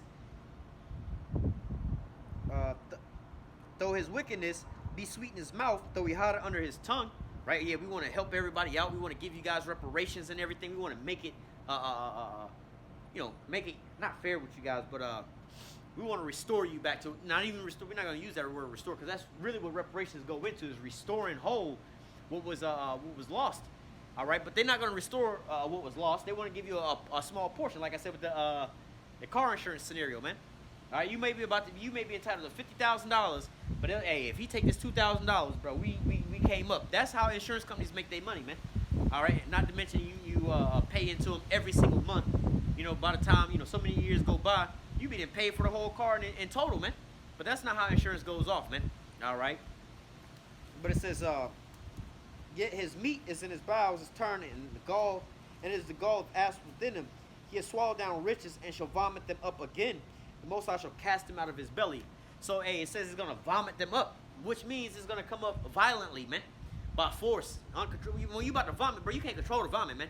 Everybody had that same natural reaction when they about to vomit. What's that reaction? Ooh, let me stop it. Ooh, they trying to do all this, man. Most people fuck themselves up instead of just throwing up. Now they got puke all over their face, man. Because they all like that. Bruh, it's a violent action. It's going to happen, right? So for Esau to give it, it's not going to be, you chewing on something, pull it out of your mouth. That would be him so-called giving up reparations the way that you're thinking about it now, versus him vomiting up those riches as the scriptures say, man. All right? When he's about to fill his belly, it's about to all start come rushing up, man. He ain't going to be able to contain it all, man. There's a difference between, you you pulling, money out of a bag. Let's say a woman with a purse, right, or a bag, right? You pull up money out. That's one thing, all right. Versus you got a hole in the bag and everything's just spilling out beneath it, man. All right. So hey, there's a difference in how these things gonna go. Esau's gonna have to give this up by force. It's not written that he's gonna. It is written that he's gonna seek to please the poor. All right. The scripture also speak about a gift destroying the heart. These are the things that Esau has in his mind, but at the end all be all, it's going to be the Most High that's going to bring Esau out to make Esau give up all these different things, man. It's going to have to be taken by force, man. All right? But you think that you're going to get Esau to go in there and come to his senses in the courtroom. You know what? We're going to give these niggas some money, and we're going to just go home and sleep good about it. Hey, man, like I said, let these officials decide to give Jake reparations, whether they give it to him in one state or in all the states, man. Look at how much more racism you're going to have in that town. Oh, man, we got to fuck these niggas, man. Are they already giving it over to this and they giving it over to that? Listen how they talk about these so-called immigrants that's coming into the land. Oh, yeah, they give them free health care, but they don't want to give us free health care. They give them this, they give them that. Hey, to them, they all niggas to them. So how much more? Oh, they gave Tyrone and them reparations, $300-something thousand, and this and that. They don't give us shit. We had to work for everything. Like, yeah, but you've been giving, they might not have given you all this here money, but they gave you all these different rebates of all this here stuff, man. All right, when it comes to housing and everything, you would be surprised if you was to actually understand about a lot of the things that Esau get to his benefit that Jake don't even understand about, man. 100-year mortgages. Now, what the fuck you know about a 100-year mortgage? What? You know what I'm saying? Like, we're not talking about on big-ass buildings. We talking about also on homes and businesses, man. All right, where they don't have to pay the shit back for a certain amount of time, or what they call a living trust, or not a living trust, but with your whole health, it's life insurance basically, man. But you can get a certain type of life insurance, and you take loans from yourself, and then when you die, just go back into that anyway. And you just keep passing that on down generation to generation. You never really lose no money. Jake don't know about none of these things, but Esau was able to benefit from these things, all right. And Jake didn't know about none of these things, man. So hey, man, that was pretty much you getting your money. But whereas Jake get this here money flat out, like, hey, bro, all right. So first thing first, you got to pay taxes. You don't know how to receive money and not pay taxes. Esau do. You got Jeff Bezos, all the money that Jake is, they talking about giving Jake in reparations. Jeff Bezos shit that money out every single day, right? But granted, he don't pay nowhere near as much money in taxes, which you finna pay your little simple ass $300-something thousand. But you don't understand these things, man. All right, we finish that off.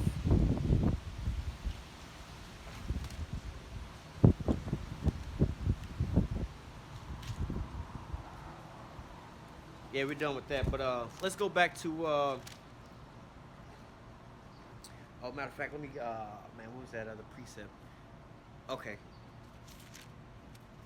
matter of fact, I don't know if I'll finish reading this, and I had these two precepts in mind.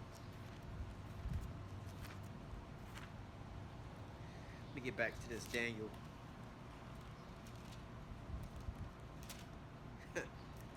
could have read this too. But, Daniel 9 and 12 again.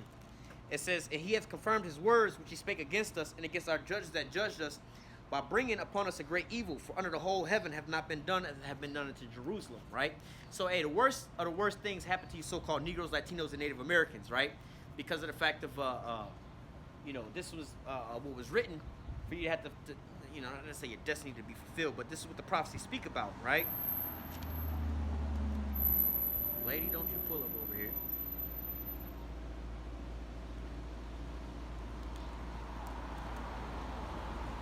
Y'all got going. Anyway, this is Deuteronomy chapter 28 and verse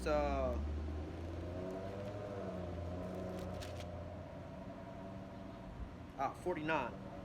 All right. Well, let me go to 48, 47. Let me go to 45. Right. It says, moreover, all these curses shall come upon thee, and shall pursue thee, and overtake thee, till thou beest destroyed. All right? So, these are the curses from the Most High that he's putting on top of our people, man. All right? Now, you can't escape these curses no matter where you go. This is what Jake don't understand. They just think that, oh, we're in poverty because of X, Y, and Z. No, man. The root of the problem is, it's twofold, right? You are the root of the problem. First and foremost, this the main problem, is you, right? You repent, come back to the Lord, call in the Lord's name, man. All right, the scriptures speak about it. If we was all to turn towards the east and call in the name of the Lord, he would redeem us. That's our first problem, right? We turned our back on the Lord. Well, did we read it yet? Let me read this full verse first.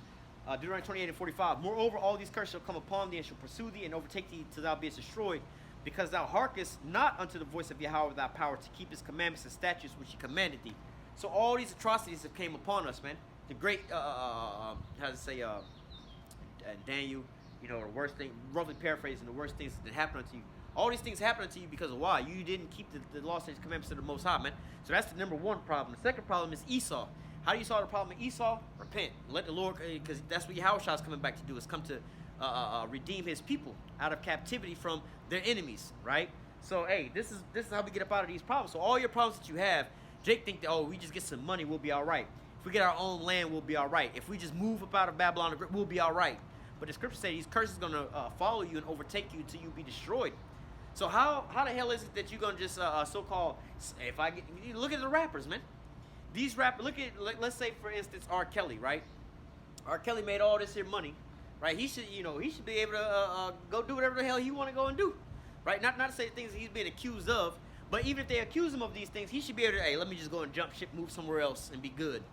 I'm gonna just go over here and do everything. Nah, man. What your girl name is? That wasn't Jake, but Ghislaine Maxwell. We don't know where the fuck she actually is in the Epstein scenario. Probably shouldn't even said their name, but nevertheless, Michael Jackson, another dude, got all this money.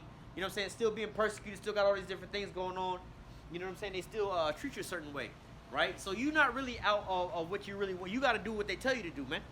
All right? Or you got to come back and to their sense and their terms, repent for what you was doing. Oh, bro, this nigga that said this, and that. We got to go. Look what the fuck they did to Tucker Carlson, right? You thought that he was above the law. Look what they did to Don Lemon, right? Now, this nigga is part of the community.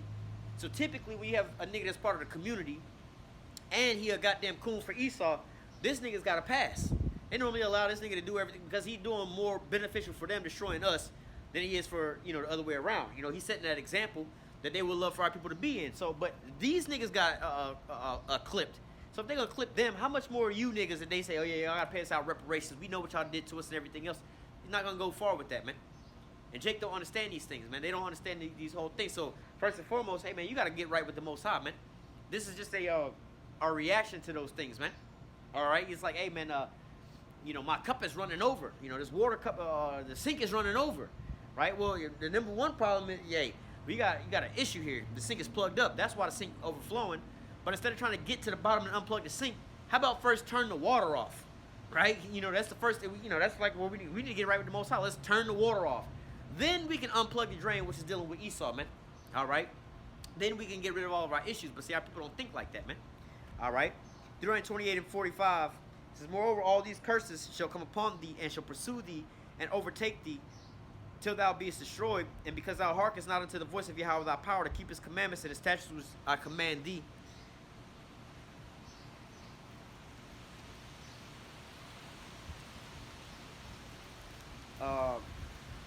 Which I command thee.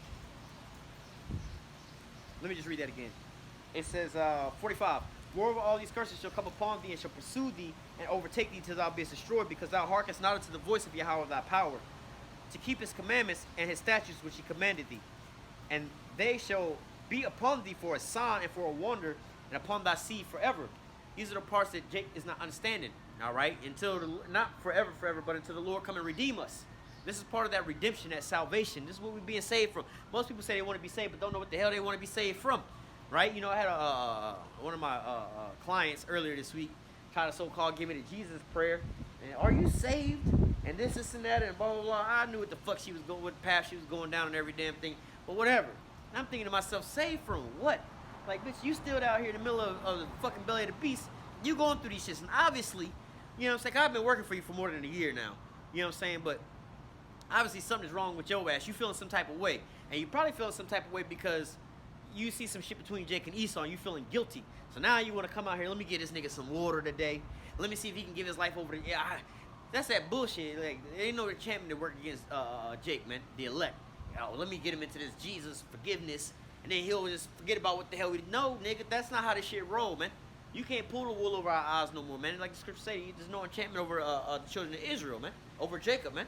All right? But yet, still, hey, this is how these people get down, man.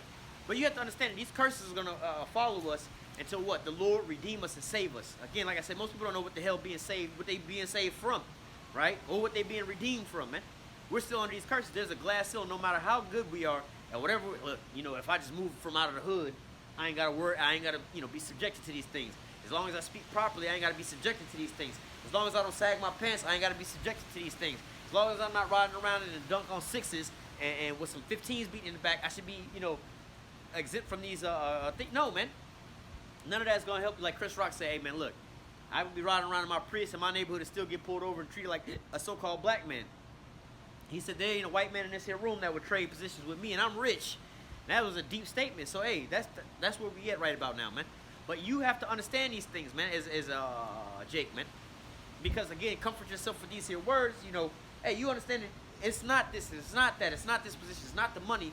All these different things you think that you so-called lacking, that you're in this position, it's because we broke the law, statutes, and commandments. That's the issue. Once we can fix these here issues, we'll be all right. But yet and still, you have people that don't want to repent. They don't want to hear these things. They don't want to understand what's really going on. Like, look, bro, you're over here trying to get 300-something. You don't realize Esau owns the whole goddamn planet Earth. He got us in subjection. He about to go down anyway. We about to have peace on Earth. We don't want no polluted ass land. We don't want no secondhand ass shit. I don't want me a sweepstakes at Blockbuster. Nigga, I don't want no goddamn VHS tapes. Nigga, I want my payout. Give me some money. What the fuck I'm gonna do with these VHS tapes? Y'all just trying to get rid of them anyway. And the problem is you gotta pay somebody to throw away all these VHS tapes. So now you make me feel like I'm getting something because I'm giving away some goddamn VHS tapes. Man, get the hell up out of here, man.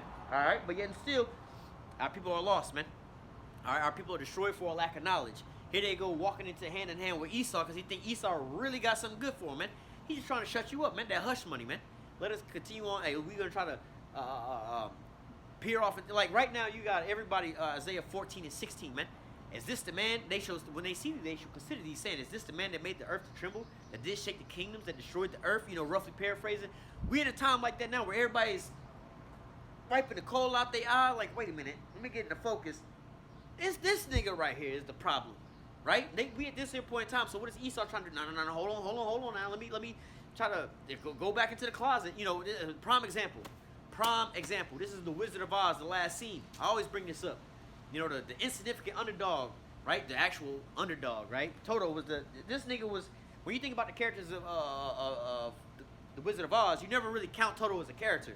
The dog, you never count him as a character. But he's really the main character. He's the savior of the whole goddamn movie, man. Of the whole show. You had Jacob and Esau, right? And the other nations. Jacob would be what? The fucking Toto the dog. The other nations, the Scarecrow, the Lion, and shit like that, the Tin Man. These are the different nations, man. Then you got Dorothy, the Edomites, right?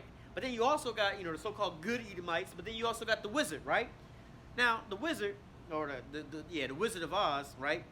This nigga was living and you got the witches and everything. These are all, you know, they're witchcraft, they're enchantment. But the end all be all, Esau was ruling the whole dominion of the Emerald City, I think it was called, with his deception. Right, the Emerald City is akin to what? The Golden City, Babylon the Great, man. That golden cup. And he finessed the wicked witch of the east, the west, and all these different things and so on and so forth, man. He finessed all these people and had them all living under his thumb and his control based off of what? Deceitfulness, deception. All right, with all deceivableness and powers and lying wonders, whose coming is after the coming of Satan, as 2 Thessalonians speaks about, man. But this was Esau. But how was he exposed, man? All right, by the foolishness of preaching, right, in a sense. You thought that you was going to expose him by all this big, tough stuff, but it was really something very small and minute. Like us out here on the highways and the byways, right? Just preaching, man. Right? Now, for instance, like, quite a few police in roll by, because we're not far from the police station right there, or the jail is right there, courthouse over there. You know what I'm saying? But nevertheless, I mentioned a little earlier about the police riding by on the bike, and a couple police riding by. They may understand, because like I said, they don't ever come over and be bothering nobody. But nevertheless, like, yo, dog, are you thinking of us as insignificant? Oh, these guys ain't really the issue. We're really not the problem, because we're not the ones turning up in America or nothing like that. We just preaching. But it's the Lord who's put, like the scripture say, where is that in? Proverbs chapter 20. Proverbs 20 and,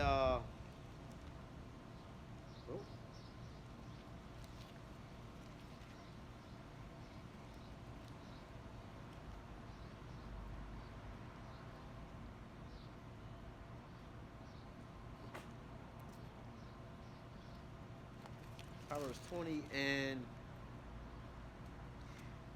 24. It says, man's goings are of the Lord. How can a man then understand his own ways? Right? So, hey, it's the Most High that's controlling things that's going on the earth. So we're not physically doing anything, right? Besides reading, I would always bring this up. We're the theme music that like, you know, I always bring this up. Goldberg, right? When Goldberg come up, bum, bum, Goldberg. It's not the people that's chanting his name and that you should be fearing.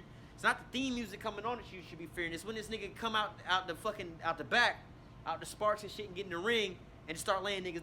That's the nigga you should be worried about.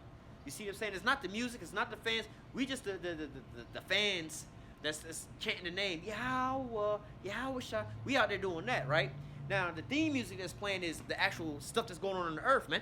The Lord is cranking up these spirits on the earth to do certain things. But then ultimately, when that fathership appeared, that's, hey, it's over for you niggas now, right? That undefeated streak is going to continue on.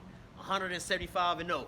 Still going, right? But yet and still, hey, this is where we at. Like I said, we the underdogs. Going back to the total scenario, we're the underdog. We're the underlooked. People just keep overlooking us, right?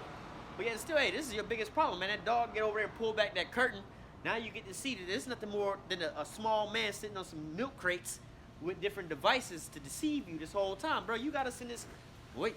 So now we're at a time where everybody's calling Esau out for who he is. This is the man, but Esau is the wizard in the Wizard of Oz, is trying to pull the curtain back. And when we watch that movie, after he get exposed, he turn around, oh, they didn't see me. He go back and try to pull the curtain back and then try to get back to what he doing. It's not going to happen that way like that, man. Now, if the wizard could have paid off Dorothy and all of them for some hush money, he could have continued on ruling and rulership, man. But yet and still, hey, the little dog, all he had to do was pull back the curtain, man. Something as simple as that. Just all you got to do is see. Look, there you go. Let me just point out the fact that this is what's really going on. That's us.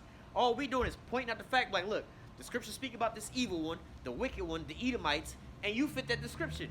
The scriptures talking about those that would be in captivity all the goddamn time, that would have all these bad things done unto them. These are the Lord's people that He gonna come and redeem and put them up on high. We just pointing these things out unto you, man. Now, all of a sudden, you mad at us, because blah, blah, blah, blah. Hey, but we the overlooked person. Like I said, nobody think about Toto as a fucking character in The Wizard of Oz. Go back and watch that movie and look at the comparison of what we doing today to what's really going on, or what happened in the movie, man. And you had these other folks going through all these different obstacles to go do this and go do that, to do all these different obstacles to so-called please the wizard, to get their little payment of what they really wanted. Like, bro, you had this shit the whole time. This nigga deceived you into believing you didn't have this shit, man.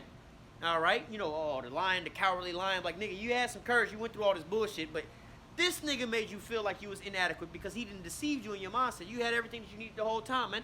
This is why these nations are angry right about now, because, hey, the shit that you was promised, you already had that shit, but then they didn't, took, you know, like what they call it, like food stamps, governmental assistance, all the things that Esau promised Eve, like, bitch, you already have all of this stuff.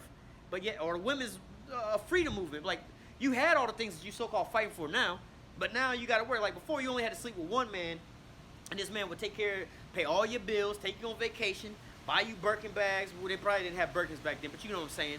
Buy you the purses, get your hair done, your nails done, take you out to eat. You had one dude you had to sleep with back in them days to do all that. Who was called your husband. Now you got to have a fucking roster of dudes. This guy pay for my car insurance. This guy pay for my gas. This guy do this. This guy. Man, you got to sleep with a whole week full of niggas just to get your weekly shit done. Right? So, like, you see what I'm saying? Like, yo, you over here begging for a blessing, but you was already blessed beforehand, man. All right? Going back to this Deuteronomy 28 in verse, where we at? 47. Because thou servest not Yahweh thy power with joyfulness and with gladness of heart for the abundance of all things. So you already had everything straight, but you didn't want to be thankful. Neither were they thankful. Right? What was that? Deuteronomy, this is a couple pages over. 32 and verse 4. Right? Let me see. Deuteronomy chapter 32.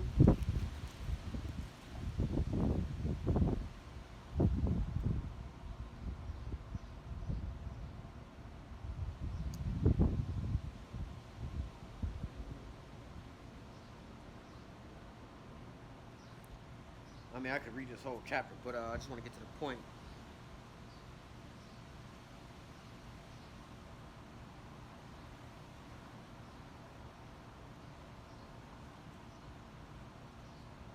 I would have to read all of this, but let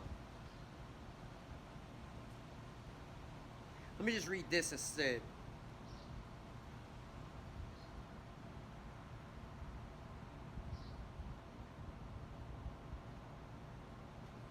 I gotta read quite a bit of this, but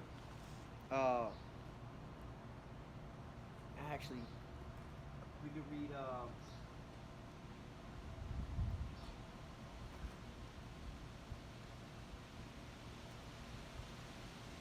the whole chapter is good to read, but I'm gonna just try to keep it short real quick. Verse 15, Deuteronomy 32 and 15, it says, But Jezreel waxed fat and kicked, and thou art waxen fat, thou art grown thick, thou art covered with fatness, and he forsook the power which made him, and lightly esteemed the rock of his salvation.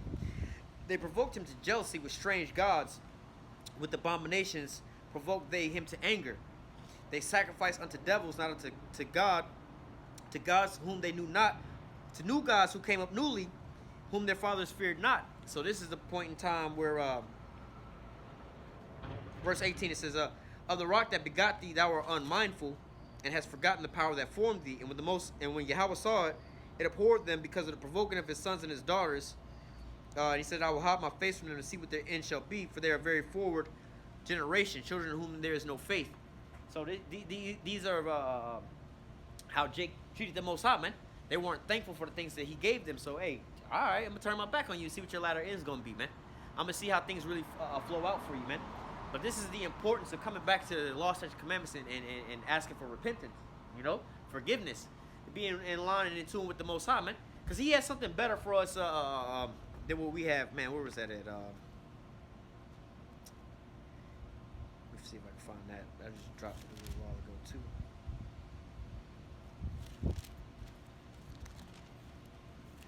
Let me see.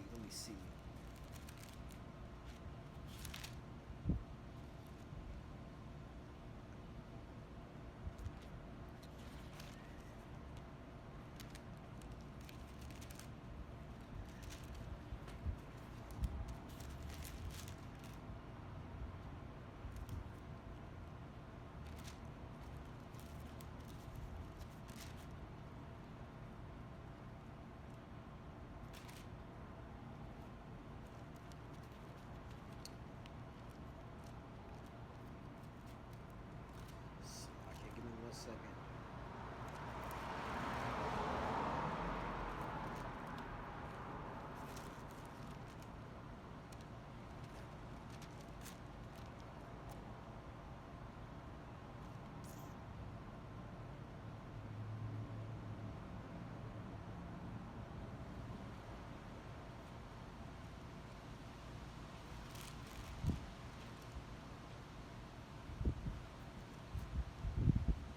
That was not what I was looking for.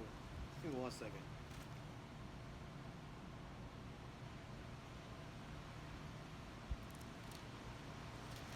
else in the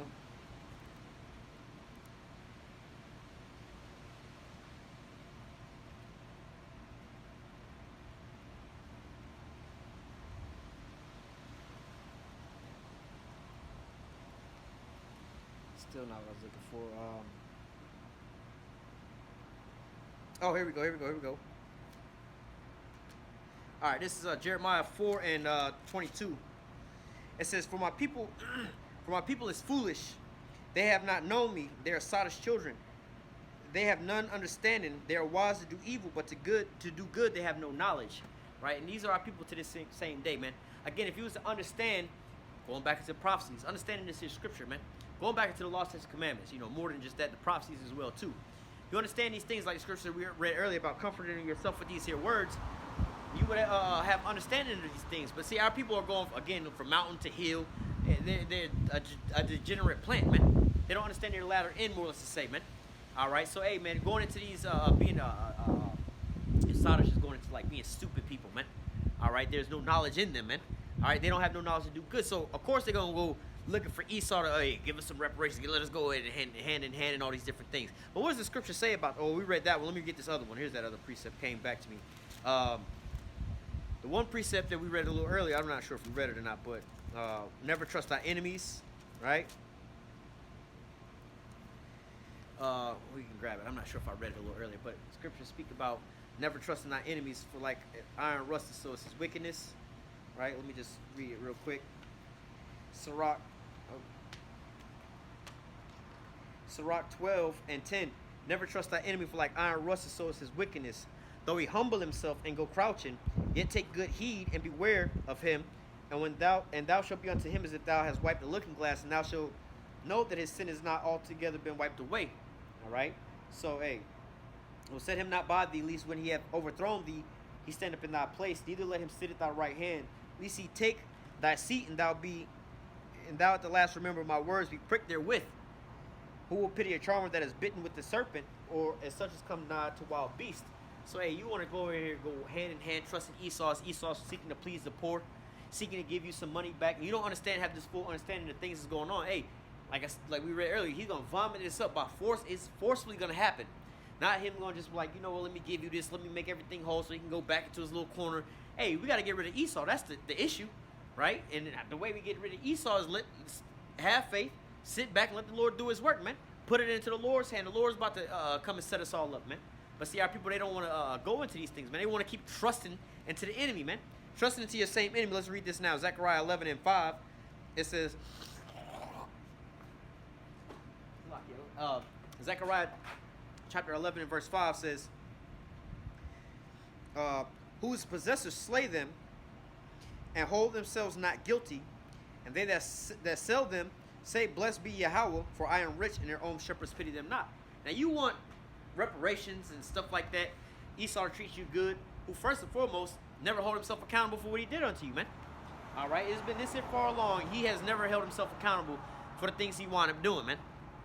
Never try to make it right. What he does is he'll so-called double down.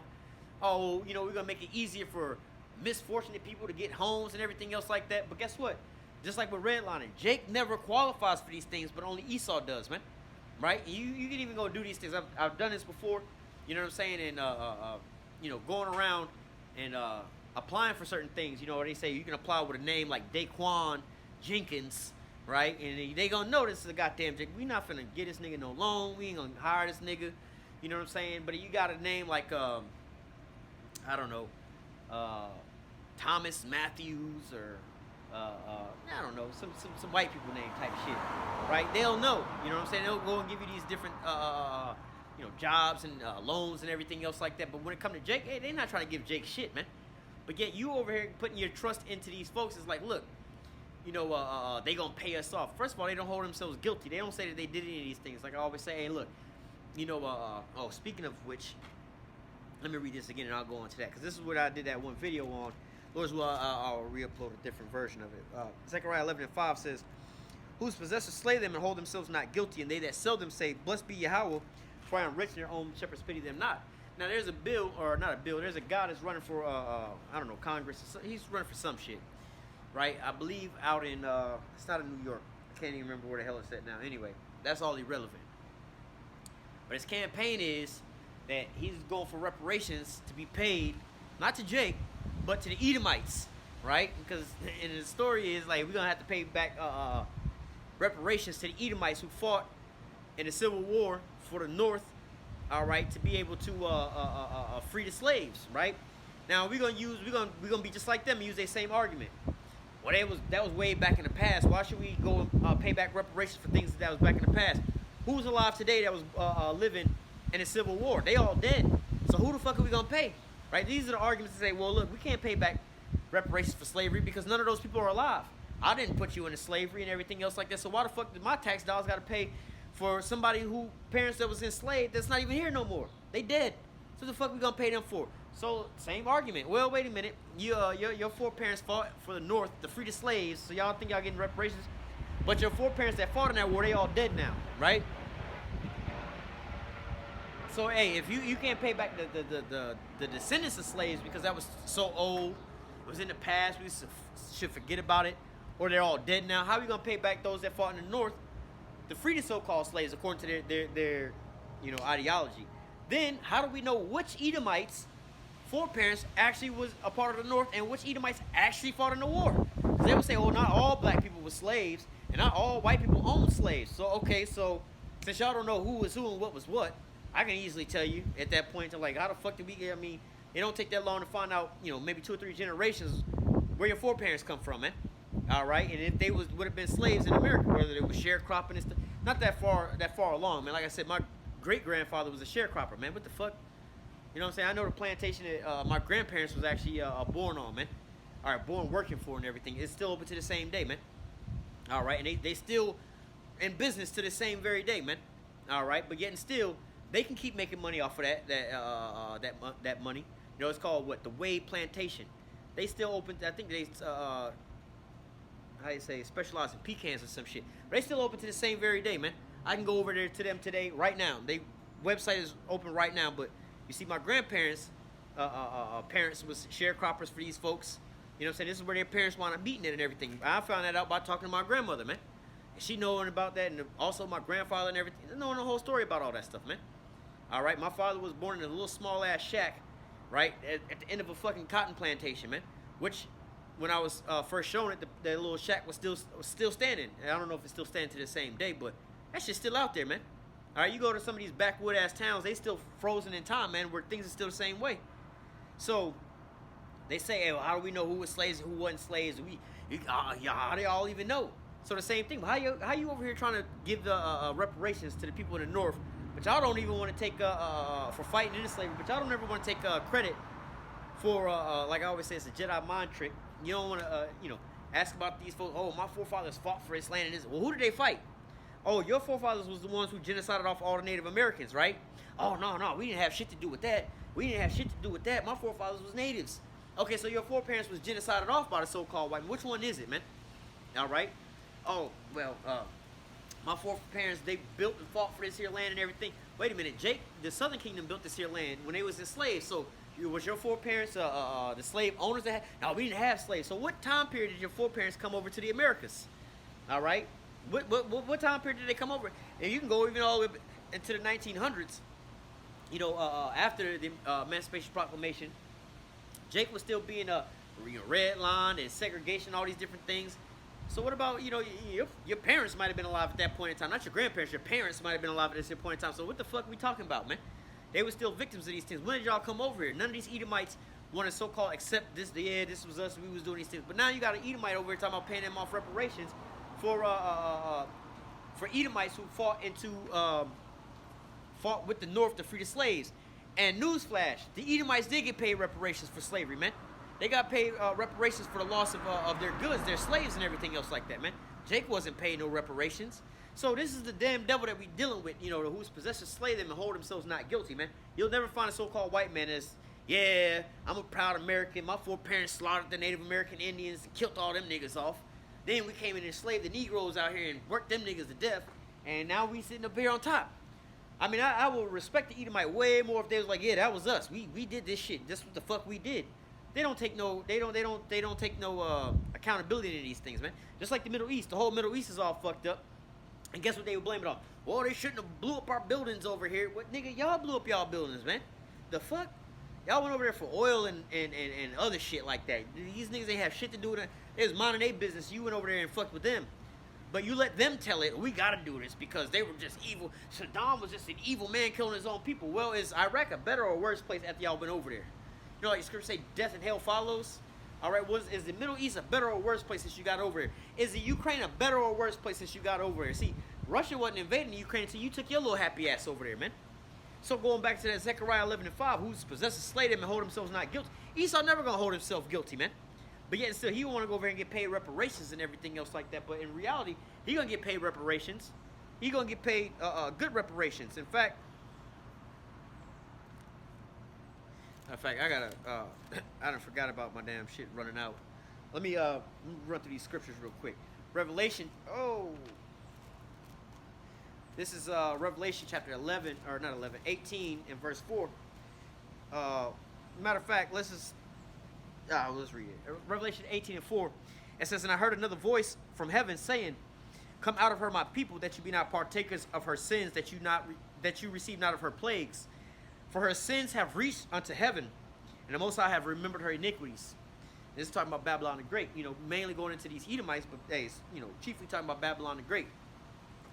Verse 6, reward her even as she rewarded you, and double unto her double according to her works, and the cup which she had filled to her double. So she's going to be rewarded double according to her works, man. So all the things that she's wound up doing, this is their reparations, man. Out of plundering the whole world, we can read that in Habakkuk, all right? Because out of spoiled many nations, all the remnant of the nations going to spoil thee, all right? For sucking up all these resources off the earth, you're going to vomit them all back up, man. All right? After enslaving the whole damn planet earth, you're going to be put in the chains and enslaved, man. All right? After killing off all the damn people, genocide, you damn near genocided, what was it, the so-called Puerto Ricans, the Ephraimites. All right, they were called Taino Indians. If you wanted to go do the research on them, the Taino Indians, right? You genocided them off to a number of less than 500, right? The so-called Puerto Ricans. But like scripture say they're a fruitful bow. Hey, they just multiplied back up. But hey, man, you try to genocide us off, man. All right, but what do you think is gonna happen to them? The scripture say that the nation that will not serve thee shall perish forever, right? They're gonna be fighting all the way out to the end. They're the only nation that's allotted for total destruction, man. All right, the Edomites. So what they try to do to us is to totally eradicate us off the face of the earth. This is what they're going to get paid back with, man. They swallowed down the riches of the whole earth, all the riches of the earth, man. Now they're going to have to pay it all back up. Let's just go in and grab some of these things. Well, let's keep reading. Verse 6, reward her even as she rewarded you, and double unto her double, according to her works, and the cup which she hath filled to her double. It says, how much she hath glorified herself and lived deliciously. So much torment and sorrow give her. For she saith in her heart, I am a queen, and am no widow, and shall see no sorrow.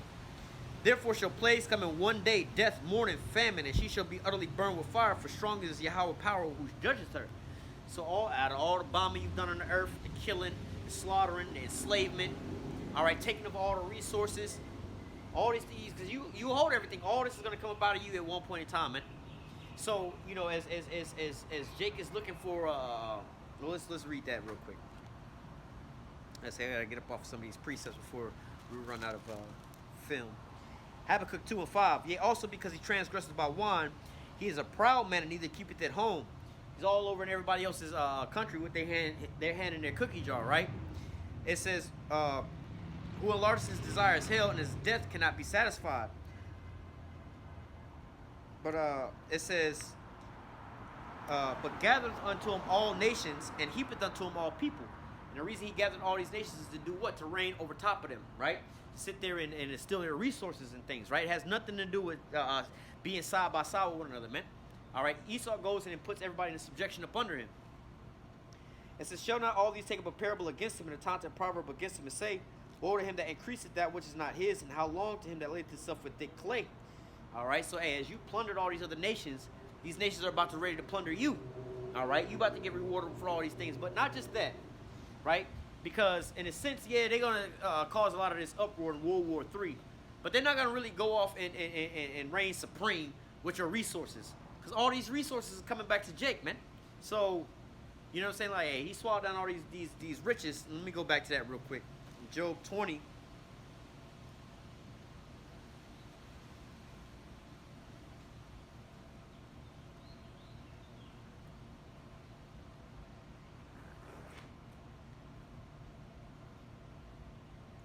I guess I read that already. Let me just go to verse 18 to the point.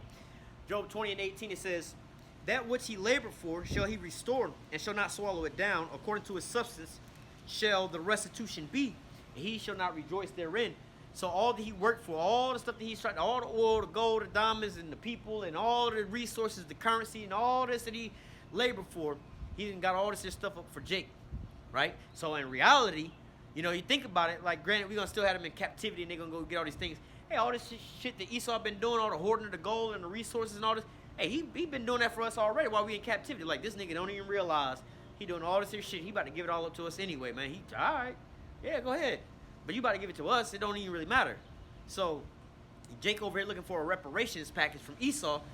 So, what do you expect? You expect Esau just to give you a payoff for him still keep reigning up on top? You should rather be like, I don't even want no money. I just want this nigga to be gone. We can make our own fucking money. You know what I'm saying? Like, we know how to turn dirt into diamonds. We just need this nigga up out of the place, man. And we'll be all right. We ain't even asking for much. We just get rid of him. We'll be all right. We go make our own money. But yet and still, hey, ultimately, the Lord is going to do these things. And then Esau's going to ultimately have to pay up all that he has. All right, all the resources that he swallowed down is going to all be coming back up. That's the restitution. Habakkuk 2 and 5, it says, or 2 and 6. Shall not all these take up a parable against him and a taunting proverb against him and say, woe unto him that increaseth that which is not his, and how long to him that ladeth himself with thick clay? Shall they not rise up suddenly that shall bite thee, and awake that shall vex thee, and thou shalt be for booty unto them? Because thou hast spoiled many nations, all the remnant of the people shall spoil thee because of men's blood, and for the violence of the city and all that dwell therein. So because you have, piled all the world's riches up under you, and supplanted these other nations and sucked them dry of all these things, man. What do you think they about to do unto you, man? All right, and again, this is just the beginning. They're gonna rouse you all up, but we're gonna take the spoils of every damn thing, man. All right, but this is part of that restitution that Jake is going over their head. Again, this is why you have to comfort yourself with these here words and understand what's really going on. Because you worried about $300,000 and the economy that's going down. It's like, nigga, that's not a lot of money, right? You think about it nowadays, like, if you really know anything about anything, right? Like real, not even real deep finance, but the real value of money. You know that here in America in 2023, $1 million ain't really worth shit. Like, you gonna go buy a house? How much is your house gonna cost you? $300,000, $400,000. That's a regular base ass house, man. All right, we're not talking about some nice house that's $700,000, $800,000. You buy a house and a car and your ass is broke now, right? But you, first of all, you get $1 million, you pay the taxes, and you left with $700-something thousand if they don't tax you on more than that. You know what I'm saying? You pay off your little debt and everything else like that, buy you a house. You back broke. I mean, you done got $1 million after you done bought you a house and a couple cars, pay some bills off. You know what I'm saying? You back working a goddamn 9-to-5 job after having $1 million in your bank account. So that ain't really worth nothing, man. So you see, what good is all this money that's being devalued anyway, man? All right. Let's go back, or let's go into, let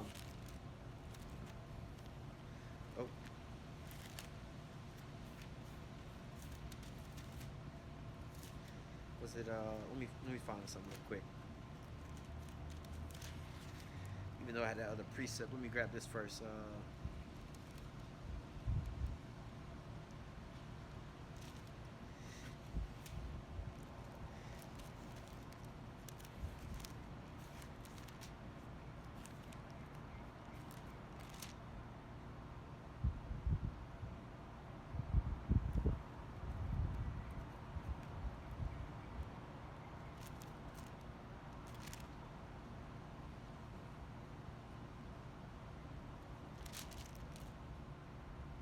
I'm gonna read that, and then this over here. All right.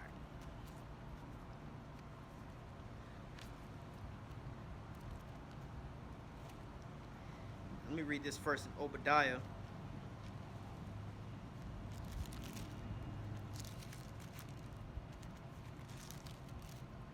One and 10, right? Yep. Obadiah 1 and 10. It says, Obadiah 1 and 10, it says, for the violence against our brother Jacob shame shall cover thee, and thou shalt be cut off forever. All right, part of his reparation package, right? It says, damn it, man. All right, going over to, I'm gonna read Ezekiel 36 first, then we're gonna go back to Ezekiel 35 afterwards, right? Ezekiel 36:1 says, it says, also thou son of man, prophesy unto the mountains of Israel, and say, ye mountains of Israel, hear the word of Yahweh. Thus saith Yahweh power, because the enemy, so you have an enemy, right, has said against you, aha, even the ancient high places are in our possession. So they went and they took our ancient high places, right? So let's go up or back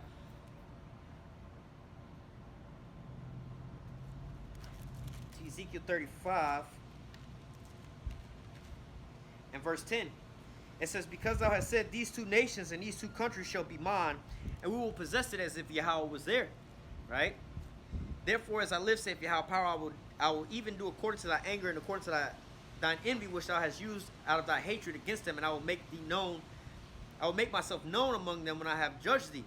All right. Now let me read verse 12 as well. It says, and thou shalt know that I am Yahweh, and I have heard all thy blasphemies which thou hast spoken against the mountains of Israel, saying they are laid desolate, they are given to us to consume. So hey, they not only taken our lands, but they've went and consumed all the riches thereof. But then they hold themselves not guilty after stealing the lands and everything else like that, man. Let's go back to Ezekiel 36 and 2. It says, thus saith Yahweh power, because the enemy has said against you, aha, even the ancient high places are in our possession. Therefore prophesy. Slack, give me a sec. It says, therefore prophesy and say, thus saith Yahweh power, because they have made you desolate, even swallowed you up on every side, that you might be a possession unto the heathen, and you are taken up in the lips of talkers. So hey, you bragged and boasted about what you've done, all right, and talked all kind of shit about it. Look at these niggas and what they doing. Bro, you got us in dire straits, man. The worst of the worst things didn't happen until you so-called Negroes, Latinos, and Native Americans at the hands of these Edomites, man. And now it's time for their reparations to get paid back. This is going to be the biggest settlement, you know, how do you say, class action settlement or check that's going to be written, all right? It says, therefore, ye mountains of Israel, hear the word of Yahweh power. Thus saith Yahweh power to the mountains, to the hills, to the rivers, to the valleys, and to the desolate waste, and to the cities that are forsaken, which become a prey and derision to the residue of the heathen that are round about. It says, therefore, thus saith Yahweh power, surely in the fire of my jealousy have I spoken against the residue of the heathen, and against all Idumea, which have appointed my land into their possessions with joy of heart, with joy of all their heart, and despiteful minds, and cast them out for a prey. So, hey, this is what Esau wound up doing to Jake, man. Stealing the land, stealing the resources, not just of us, but all these other nations as well, too. But see, this is going to be going into, you know, Jake is worried about getting a piece of land here in America, man. All right, Jake is worried about getting, man, I would read this, but I'll close out with that. But Jake is worried about getting small portions of what they actually owed, man. All right, let's go to that real quick while we're right here. And Isaiah 60.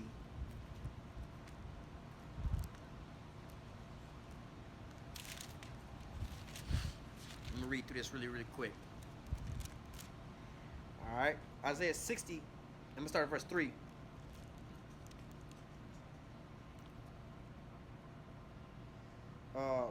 Let me start at verse. Let me just start at the top. Isaiah 60 and 1, it says, arise, shine, for the light is come, and the glory of Yahweh is risen upon thee. Hey, so, hey, that's a blessing in itself, man. Because we read a little earlier about how the Most High, you know, they forsook the God that gave them everything, right? They weren't thankful, and he turned his back on them. So now the Lord's coming back into us, man. That's the first, that's all the riches that we need right there, man. Because with the Lord, everything else just falls in line, right? It says, verse 2, for behold, the darkness shall cover the earth, and gross darkness the people, but Yahweh shall arise upon thee, and his glory shall be seen upon thee. And that's where we at now, but there's gross darkness over the minds of the people, man. They're blinded, they can't see. They want Esau to keep going, but look, our eyes have been open. 2/3 of our people looking for punk-ass reparations, and they don't realize, like, bro, you got some, like, again, you the insurance in the car accident. You trying to get this $2,000 payout thing. Oh, let me get my $2,000. I'm about to be on. Like, nigga, you know you actually owe $200,000. But see, you won't allow the process to take place and be patient and wait for the settlement to go through. You just want that quick $2,000 payoff because all you can see is the nearsighted riches, man. All right, fuck it then. Go ahead and get this $2,000 payout now. Go ahead and sign here, here, and here. But it might take us 5 years, but 5 years down the road, we done got $198,000 off of your own claim. Now you mad, man, they made money up off of me, but you didn't want to wait. You didn't want to. This is the patience and the faith of the saints, right? It says, verse 3, and the Gentiles shall come to thy light, and the kings to thy brightness of thy rising.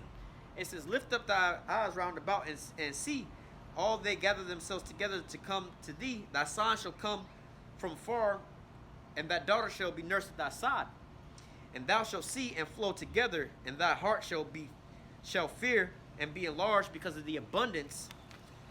The abundance of the sea shall be converted unto thee, and the force of the Gentiles shall come unto thee. So, hey, man, just think about that, man. See, most Jake don't know nothing about resources, man, or assets, man. All right, y'all just want money, money, money, money, money, money, money. All right, I would rather take a asset producing something more than money itself, man. Some people say, hey, let me get would you take would you take $1 million cash or $1 million into a stock, right? Like, well, I'll take $1 million in a stock that's going to keep producing interest, every single year. I might make, $100,000 a year for the rest of my life off of this $1 million. You know what I'm saying? I don't get the whole lump sum of $1 million, but I got $100,000 coming in annually for the rest of my life. See, most Jakes, they don't see the bigger picture. Like, nah, hell no, I want that $1 million right here, right now. Like I said, and you go spend that $1 million real quick, and then, you shit out of luck. Right? But then this guy that only took $100,000, he getting $100,000 year after year after year. 50 years from now, he's still getting $100,000 every single year, man. So, hey, this is that nearsighted versus farsighted, man. Hey, we looking for the farsighted reparations, more to say, that farsighted reward than some nearsighted reward, man. All right? It says, let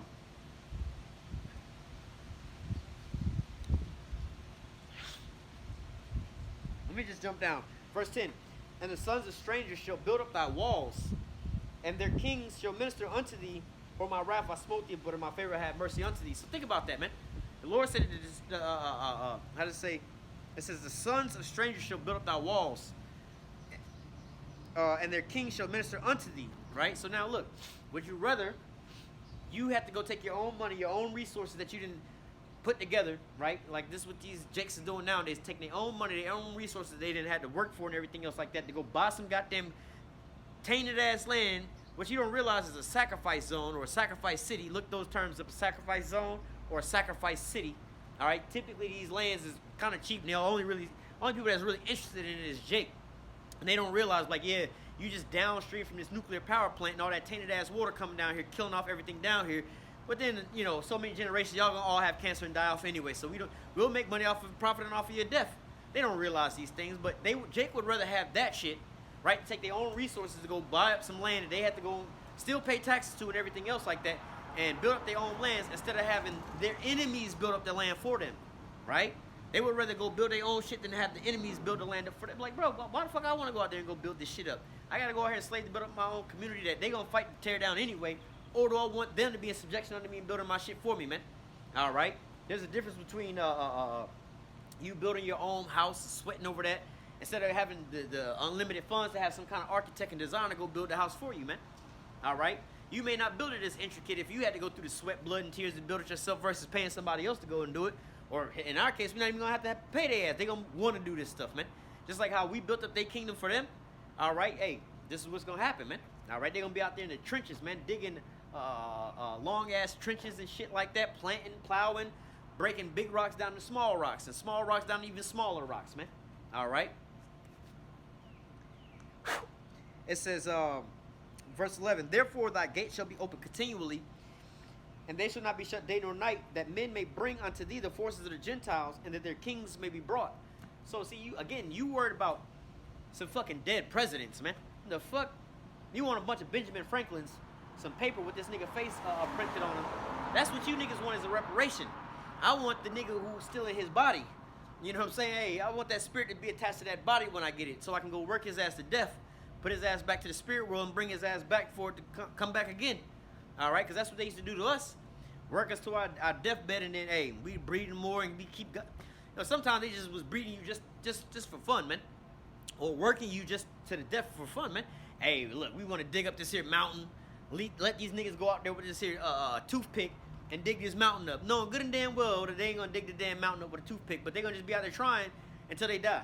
Then we just doing it just because, man. We gonna give you some shit that you ain't gonna never, you know, they actually did this to some of these folks, like, the last time they done this was, well, this was the so-called Save Something, the Fukushima thing. They sent people in there knowing that they was gonna die from this shit. Like, fuck it, we gonna die anyway, but we gotta go in here and try to contain this. But they also had in, like, old mines and things like that. They had sent people in there, and then all of a sudden, you know, they be in there and the whole mine collapsed on them, all the people wind up dying, or they digging in there and they don't find whatever they was looking for, man. And then people did all that work, wound up dying for no reason, man. And you ask me, Esau probably just did that just to do it, man. All right? Hey, man, let these niggas go and try to dig to the bottom of the such and such and so forth, man. Hey, but, go search into the depths of the ocean, man. And let you get so far down that the weight of the ocean crush your ass, man. He didn't come back up. Send another one down there to go find him. No, good and damn well them niggas down there dead. Send another rescue team on down there to go find them. And on. We just send these niggas down there just because. That's what Esau did to us. So what position would you rather be in? These niggas giving you some money, and they still reigning over top of you. You still in their society. You still got to buy land from these niggas. You know what I'm saying? And get resources from them. Or would you rather be in control of these niggas and take all their resources, man? All right? This is the reparation package that we waiting on. All right? But they over here waiting on some shit that they got to sit here and still work for and pay taxes on, man. Oh, we're going to give you some money, but you got, first of all, you got to pay taxes on that shit, first of all. You know what I'm saying? Like, what the fuck? You know? It says, hey, let's read that again. 11, Isaiah 60 and 11. Therefore shall thy gates be open continually, and they shall not be shut day nor night, that men may bring unto thee the force of the Gentiles, and their kings may be brought. Like I say, amen, they're kings, man. Not the leftover, but their kings are going to be working for us, man. This is what you should want, man. These are the things that you should be desiring the Lord to give you, man. Like I said, you don't want no dead presidents. You want some of the kings and the nobles that's alive to be sitting here working for your ass, man. Some of you niggas like, oh, I don't like Biden, I don't like Trump. Imagine having these niggas out there washing your chariot or something like that. You know what I'm saying? Doing some work. This is my gardener, Joe Biden. This nigga go through here and be pulling out any weeds that I got in my garden. You know what I'm saying? This is my other servant, DJ Trump. This nigga washes my windows and everything else like that. You know what I'm saying? I got these niggas doing this type of shit. Nancy Pelosi, homegirl, she feed my my livestock out there, man. She got to go out there and pick up the cow shit, man. You know what I'm saying? This is what the hell we want these people for, man. The kings and the nobles, the ones that live so deliciously on this here earth, man. We want them to be the first fruits of them going into captivity, just like us. When they took us into captivity, the lower levels of us, it's like, fuck them niggas, kill them off. But they're kings, the nobles, the ones that was putting their hurting on us and everything. Now we want to put this nigga in like Geronimo, right? You know, when you go into the first Thanksgiving, where they had multiple Thanksgivings, but Geronimo, they wound up cutting his head off, putting it on a stake. You know what I'm saying? For multiple years on end, man. They just had it out there because, hey, this nigga was putting that hurting on us, so we gonna, hey, this is what we finna do to this nigga, man. So that these niggas will remember what happens if you try to do these things, man. But just some regular ass little Native American Indian that they fight, fuck that nigga, kill that nigga and bury that nigga. We don't give a fuck. But this big dude, we gonna make a mockery out of him, man. All right, so it's like buck breaking, man. We gonna take the biggest and the strongest one. We gonna break his ass down in front of the people so they will fear. But if we did this to some weakling, they ain't gonna be scared. But if we did this to the biggest and the baddest, all right, you know what? You got it, bro. You good. So that's where we finna be at right now, man. So ask yourself again, would you rather have the so-called money that they gonna give you that they can devalue, or would you rather take their ass, man? All right. See, Jake don't ever think about these things. Jake, we don't want slavery. We don't want this. We don't want. Why do you think Esau got so dominant on the planet Earth? It's not because he's doing these things. Joe Biden and them with this here war, they not over here fighting no goddamn war. They sending your children over here to go extract the resources to line their pockets with, man. All right, they don't have you going out there, or they're not the ones that's out there in the battlefields fighting wars and doing all these. No, they got you out here doing these things, man. Jeff Bezos ain't out there working in no goddamn Amazon warehouse, picking and loading orders and things. No, he got you out here doing these things, man. Jeff Bezos is on a fucking yacht somewhere, paying them to disassemble a goddamn bridge so he can take his little yacht over there to this bar and come back out, man. This is how Jake's finna be, man. All right, these real kings of the earth, they know what it's like to have servants, man, to serve them. You talking about you don't want no servants, you don't want all these different things. Well, hey, your ass gotta die on this side anyway as a 2/3 and come back and you'll be all right. You know what I'm saying? But hey, show me one of these Edomites that's living right now that wouldn't want servants. Even on a low level, man.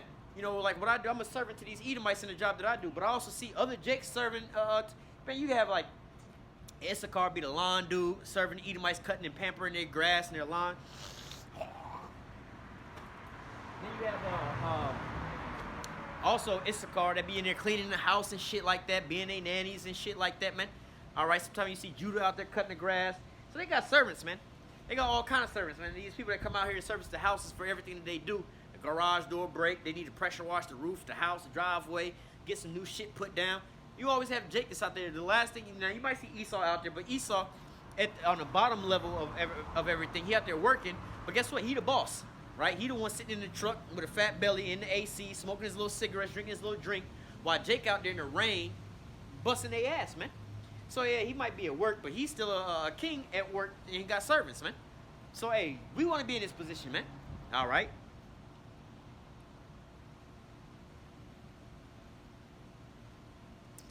I read this earlier. Let me just read it again. Verse 12, it says, or I quoted this earlier, for the nation and the kingdom that will not serve thee shall perish. Yea, those nations shall be utterly wasted. All right. Jumping to verse 14. The sons also of them that afflicted thee shall come bending unto thee, and they that despise thee shall bow themselves at the soles of thy feet, and they shall call thee the city of Yahweh, the Zion of the Holy One of Israel. So you over here worried about getting some money and being hated by these Edomites. You want $300,000, right? And reparations, and have these Edomites still looking down upon you and having a news channel. Look, we gave these niggas money, and this is what they want to do. And these niggas don't know what to do with none of this here stuff. How they, you see Jake that'll go and get some big money or do whatever, and they'll go, floss out of Chris Brown, for instance, right? Chris Brown got all this money and went and bought him a big ass house out here in wherever he lived, California somewhere, right? And got his graffiti and his little robots everywhere. But he be having these big ass parties, and the neighbors be mad about him, like, motherfucker. I done came up, I done got rich. Of course, I'm gonna go and enjoy the riches of, the spoils of my riches and things like that. Y'all mad at me because I'm like your grandson's age. You know what I'm saying? Let's say when he first got into it, like to his neighbors, like, bro, I'm like half y'all age, and you're mad because first of all, I'm a Jake. You know what I'm saying? I'm half y'all age, and I'm living right beside y'all. You might have had to work all extra hard for your whole life, and I just sang and danced and did all this and I got my money and everything. And you mad about it? You heard about it? Oh, this guy's making all this noise. I thought I moved over here for this and that. Hey. Would you rather live with Esau, where Esau gave you some money and you got that smug look on his face? Because, look, we should never gave you niggas money. Or live in a society like, look, man, y'all ain't got what are you going to do about it, man? You in subjection unto us. Just like how bad Jake can be feeling about Esau, right? About these niggas can't do this, they can't do that. And you might be at the job, but the boss don't know about that. I run all this, I do all that. Hey, you can say whatever the fuck you want to say about Esau at the damn job. At the end of the day, he's still on top and you still on the bottom. You still got to go to him for the one of all things, man. That's where we want Esau at, man. Have to come to us for the one of all things, man. And we don't want them to give us some money. We still got to go to them for the one of all things. We're not really in no power at that point in time, man. All right? It's like when you go into those little money boxes. Hey, you can go in this money box. We'll give you a trash bag and unlimited amount of time to sit here and grab as much money as you can. In fact, we're not even going to turn the fan on so it's not blowing up everywhere. We'll leave it off. So all the money is on the floor. You in a box this big, here go you a trash bag. You can load it on up, right? You have as much time as there as you want. There's one caveat. You can't leave the booth with a single bill or the trash bag full of money. So you can spend all your time getting all that stuff, but you can't leave with it. So what good is it doing for you anyway? Right? You got to leave your spoils right back where you was at. And this is kind of like where Jake is in this position, man. So we don't want the money. We want them, right? It says, verse 15, whereas thou hast been forsaken and hated, so that no man went through thee, I will make thee eternal excellency of joy of many generations. And thou shalt also suck the milk of the Gentiles, and shalt suck the breast of kings. And thou shalt know Yahweh, and thy Savior, and the Redeemer, the mighty one of Jacob. Right? So, hey, this is where we're going to take the resources of not the low-level Edomites. Like, yo, bro, you're not taking from these low levels. You know what I'm saying? The low-level Edomites is living over. No, you about to start taking from the top of the top. All right? So, hey, there's a difference. And taking from these little Joe Schmo Edomites and everything to, hey, you think that if you was to take all of Elon Musk or Jeff Bezos' riches, you'd be happy as hell. But these niggas is not more than pure peasants, man. Look at how much that Jeff Bezos and them got. Jeff Bezos, Bill Gates, and Elon Musk compared all their money together comparably to what now King Charles has got. King Charles got way more. Them niggas is peasants comparably to him. And then you have people that got more money than them, right? That own up every damn thing, man. All right? Because it's the resources. Now imagine you being them. Owning up every damn thing, man. All right. The least of us would be looked at like how Jeff Bezos is looked at, or like a King Charles is looked at nowadays, man. All right. Verse 17, for brass I will bring gold, and for iron I will bring silver, and for wood brass, and for stones iron. I will also make thy officers peace, and thy exactors righteous. Right? So, hey, going into these things, man, this is what's going to pop off, man.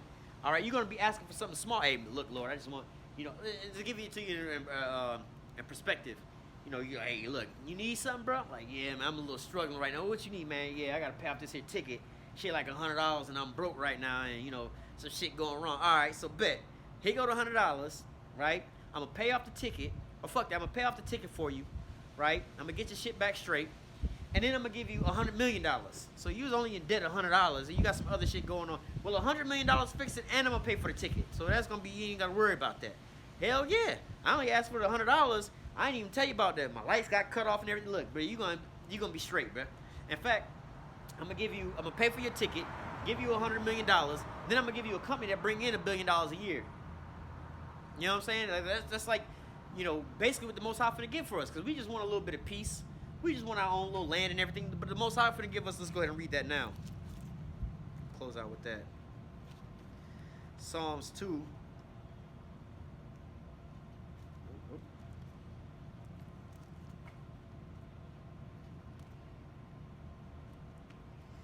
Psalms 2 and 8. It says, ask of me, Psalms 2 and 8, ask of me and I will give thee the heathen for thy inheritance and the uttermost part of the earth for thy possession. Right? So, hey, we already read about how the kings is about to come to us, but ask of me, I will give you the heathen for thy inheritance and the uttermost part of the earth for thy possession.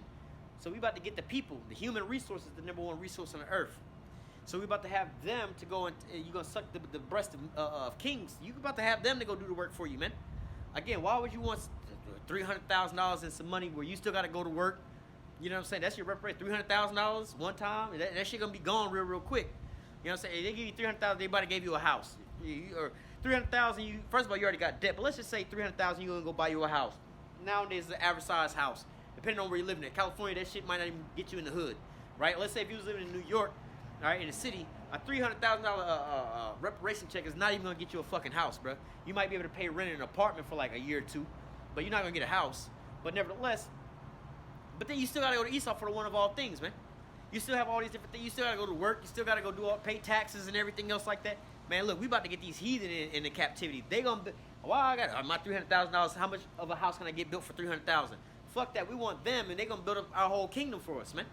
All right, when they came over here, take over this here land, they wasn't asking. They didn't go to them Africans, them Hamites, and ask for money. No, they needed a little bit of money to get some swords and stuff like that from the Spaniards and everything else like that. But hey, they was like, fuck that. We're gonna take these people. The people is the richest, because we can take them over. The fuck am I gonna do with a sword? Sit over here and chop down trees my goddamn self and plant shit myself? No, we about to take these niggas into captivity and make they ass go over here and do all this shit stuff, man. So that's the same thing we're about to do unto them. The Lord said, ask me, and I will give thee the heathen for thy inheritance and the uttermost part of the earth for thy possession. This is what we're looking for. This is what we're waiting on, man. These are the reparations that we're patience and the faith of the saints, that the Lord's going to redeem us and give us these things, man. I'm trying to be short-sighted. Hey, the scripture also speak about,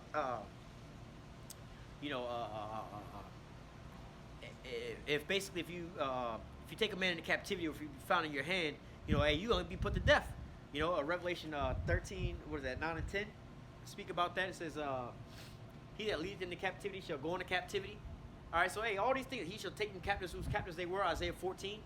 Right, so going into all these things, this is what our future is going to be. This is what our so-called reparation package is, man. But see, Jake don't have that vision. Jake don't understand. Jake don't see. Because Jake is so nearsighted, he can't see the trees from the forest, man.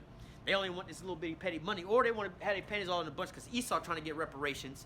Man, fuck him, let him get reparations anyway. Who gives a fuck, man? All right, he's already in a corrupt, he been getting reparations since he got over here, man.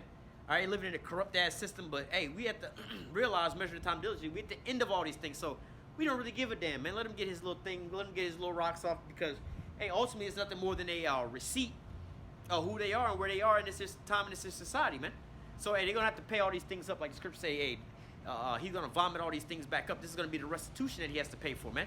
So hey, everything is gonna come back around full circle as far as things being set back up in the righteousness, man. So we don't have to worry about Esau trying to make things right with us. The scripture says he's gonna try to please the poor with his hands, but that's not how things are set for in the realm of the Most High, man. I'm gonna go ahead and close out with that. Lord willing, the elect was edified with this here lesson. Until next time, I say, call Allah, Yahweh, Bahashim, Yahushua, Bahashim, Rakadash. Double honor to the apostles and elders, the great millstone, and taught us his truth and never will. And salutation and much love for you, I can push this truth and sincerity over the four corners of the earth and enduring afflictions to feed and edify the elect. Until next time, I say, stay strong and shalom.